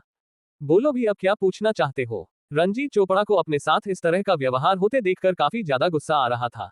बार बार उन लोगों से इस तरह की बातें सुनकर उनका गुस्सा बढ़ता जा रहा था, और रवि के इस बात को सुनने के बाद अब तो उनके गुस्से का बांध टूट गया था। इसीलिए वह रवि की तरफ गुस्से में चिल्लाते हुए कहते हैं, बदतमीज लोगों, क्या तुम्हें पता भी है तुम किस इंसान के सामने खड़े हो? रणजीत चोपड़ा नाम है मेरा। तुम्हारी जो ये जवानी का गर्म खून है ना, इसे ठंडा रखो, वरना अगर मैं ठंडा करने पर आ गया ना तो तुम्हारे लिए मुश्किल खड़ी हो सकती है। और रही बात मेरे बेटे को मारने की, इसका बदला तो मैं तुमसे जरूर लूंगा। लेकिन सबसे पहले तुम ये बको कि तुमने मेरे बेटे को आखिर मारा क्यों है। अगर तुम चुपचाप मुझे सब सच सच बता देते हो तो मैं तुम्हें एक आसान मौत दे दूंगा, वरना भगवान कसम तुम्हें ऐसी मौत दूंगा कि मेरे परिवार की तरफ नजर उठाने वाला 100 बार सोचेगा। रणजीत चोपड़ा की इस धमकी को सुनने के बाद रवि का चेहरा कठोर हो गया था। उसका मन तो कर रहा था कि वह इस रणजीत चोपड़ा को एक खींचकर थप्पड़ मार दे। रणजीत चोपड़ा की इस धमकी को सुनने के बाद अब अर्नब चुप नहीं रह सकता था। वह अपने कदम आगे बढ़ाते हुए रणजीत चोपड़ा से कहता है, हम तो अपना जवानी का खून ठंडा कर लेंगे रणजीत चोपड़ा, लेकिन बुढ़ापे में आने के बाद भी तुम्हारा खून लगता है ठंडा नहीं हुआ है। चलो कोई नहीं, तुम्हारे खून को ठंडा करने के लिए हम बैठे हैं ना यहाँ पर। और जब से आए हो तब से यही रट लगाए जा रहे हो, मेरे बेटे को क्यों मारा, मेरे बेटे को क्यों मारा। तो सुनो, मेरा मन कर गया इसलिए मैंने तुम्हारे बेटे को पीट दिया। अब बोलो तुम क्या कर लोगे? और वैसे भी तुम्हारे जैसा झूठी कसम खाने वाला इंसान इस दुनिया में नहीं रहना चाहिए। और तुम क्या मुझे मौत दोगे? अगर मैं तुम्हें मारने पर आ गया तो उसके बाद अगर तुम मेरे पैरों पर गिरकर भी अपनी जिंदगी की भीख मांगोगे तो भी मैं तुम्हें जिंदा नहीं छोड़ूंगा। अर्नब अब तक चुप था, लेकिन अब वह बोला तो एकदम सॉलिड बोला था। अर्नब ने भले ही यह बात कही शांति से थी, लेकिन उसकी बात में दम और रुतबा था। अर्नब की आवाज शांत होने के साथ साथ इतनी भयानक थी कि वह आत्मा तक को झकझोर के रख सकती थी। वही अर्नब का हर एक शब्द रणजीत चोपड़ा के दिल में डर की लहर पैदा कर रहा था। रणजीत चोपड़ा ने अब तक इस लड़के पर कुछ ज्यादा ध्यान नहीं दिया था। रणजीत चोपड़ा अर्नब की उम्र को देखकर अपने आप को शांत करते हैं। अर्नब की बात सुन पहले तो रणजीत चोपड़ा को काफी डर लगा था, लेकिन अब उन्हें उस पर काफी ज्यादा गुस्सा आ रहा था। रणजीत चोपड़ा को इस समय इतना ज्यादा गुस्सा आ रहा था कि वह गुस्से के मारे हंसने लग गए थे। वह हंसते हुए ही अर्नब से कहते हैं, बच्चे लगता है आजकल तू फिल्में कुछ ज्यादा ही देखने लग गया है। और अभी जो तूने अपनी औकात से बड़ी जो ये बात बोली है ना, उनको अपने तक ही सीमित रख। बच्चे तेरी उम्र भी पोगो देखने की है, जा पोगो देख। बड़ों के मामले में टांग नहीं अदाया करते हैं। जा वापस पीछे जाकर खड़ा हो जा। अभी मैं तुझसे बड़ों से बातें कर रहा हूं ना, चल वापस जा। रणजीत चोपड़ा अपनी बात कहने के बाद रवि और सागर की तरफ देखते हैं। जो उसकी बात को सुनकर अपना माथा पीट रहे थे और उसकी तरफ तरस भरी नजरों से देख रहे थे। रंजीत चोपड़ा को कुछ समझ नहीं आता आखिर ये दोनों उसके तरफ इस तरह से क्यों देख रहे हैं। वही रंजीत चोपड़ा की बात को सुनकर अर्नव के चेहरे के हाव भाव कठोर हो गए थे। उसकी आंखें किसी बर्फ की तरह ठंडी हो गई थी। वह अपनी ठंडी निगाहों से रंजीत चोपड़ा को देखता है। रंजीत चोपड़ा जब अपनी गर्दन घुमाते हुए अर्नव की आंखों में देखते हैं तो उनकी जान हलक में अटक गई थी। रंजीत चोपड़ा को इस समय ऐसा लग रहा था जैसे कोई खूंखार जानवर उन्हें घूर रहा है और किसी भी पल वह जानवर उनको चीर फाड़ कर रख देगा। अर्नव अपनी ठंडी आवाज में रंजीत चोपड़ा की तरफ देखते हुए कहता है, तुम एक बाप हो फिर भी तुम्हें यह नहीं पता कि तुम्हारा बेटा आखिर रहता कहाँ है और क्या करता रहता है। शायद तुम्हें अपने बेटे से प्यार नहीं है और क्या पता बाहर तुम्हारी कोई नाजायज औलाद हो। वैसे भी तुम अमीरों के चोचले बड़े अजीब होते हैं। तुम्हारे लिए यह कोई बड़ी बात नहीं होगी। शायद तुम्हें अपने बेटे के जीने मरने से कोई फर्क नहीं पड़ता। रंजीत चोपड़ा से इतना कहने के बाद अर्नव चुप होता है और फिर एक गहरी सांस लेते हुए रवि की तरफ देखता है और फिर गंभीरता से उसे कहता है, रवि जरा एक बार यश चोपड़ा के हाल तो देखो, क्या वह सांस ले रहा है या नहीं। अगर ले रहा हो तो उसकी सांस रोक दो, क्योंकि उसके पापा को उसके जीने या मरने से कोई फर्क नहीं पड़ता। क्यों, मैंने सही कहा ना रंजीत चोपड़ा जी। अर्नव की बात सुनकर रंजीत चोपड़ा के हाथ पांव फूल गए थे। उन्हें विश्वास नहीं हो रहा था कि कोई उन्हीं के सामने उन्हीं के बेटे को जान से मारने की धमकी भी दे सकता है। वह तुरंत अर्नव और रवि को रोकने के लिए कुछ कहते उससे पहले ही उनके फोन पर एक मैसेज की रिंगटोन सुनाई देती है। उस मैसेज की रिंगटोन को सुनकर तीनों इंसान रंजीत चोपड़ा की तरफ देखने लग जाते हैं। वही रवि को रुकता देखकर रंजीत चोपड़ा एक राहत की सांस लेता है। रंजीत चोपड़ा तुरंत अपनी जेब से फोन निकालकर मैसेज को देखते हैं और जैसे ही रंजीत चोपड़ा उस मैसेज को पढ़ते हैं तो उनके चेहरे पर मुस्कान आ जाती है। अगले ही पल रंजीत चोपड़ा एकदम रिलैक्स हो जाते हैं और वह एक लंबी गहरी सांस लेते हैं। रवि और सागर को कुछ समझ नहीं आ रहा था अब तक। जो रंजीत चोपड़ा कभी गुस्सा हो रहा था तो कभी डर रहा था, वह एकदम से इतना शांत कैसे हो गया। वही अर्नव भी रंजीत चोपड़ा के चेहरे की मुस्कान को देखता है और फिर वह भी एक शैतानी मुस्कान पास करता है। रंजीत चोपड़ा को देखकर मुस्कुराने के बाद अर्नव अपने गर्दन घुमाते हुए पार्किंग के एंट्रेंस की तरफ देखता है। आखिर ऐसा कौन सा मैसेज आया जिसे देखकर रंजीत चोपड़ा के चेहरे पर मुस्कान आ गई थी। आखिर अर्नव भी रंजीत चोपड़ा को मुस्कान पास करने के बाद पार्किंग के एंट्रेंस की तरफ क्या देख रहा था।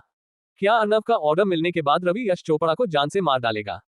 इन सभी सवालों के जवाब जानने के लिए बने रहे हमारे साथ और पढ़ते रहिए Arnav the king of mafia सिर्फ और सिर्फ पॉकेट एफएम नॉवल पर। आज के लिए बस इतना ही दोस्तों। Arnav the king of mafia की इस रोमांचक कहानी के लिए और जानना चाहो तो अगले पार्ट का इंतजार कीजिए। पसंद आए हो तो लाइक, सब्सक्राइब, शेयर करें। कोई गलती लगे तो कमेंट में बताएं, इससे हमें बेहतर कंटेंट बनाने की प्रेरणा मिलती है। धन्यवाद।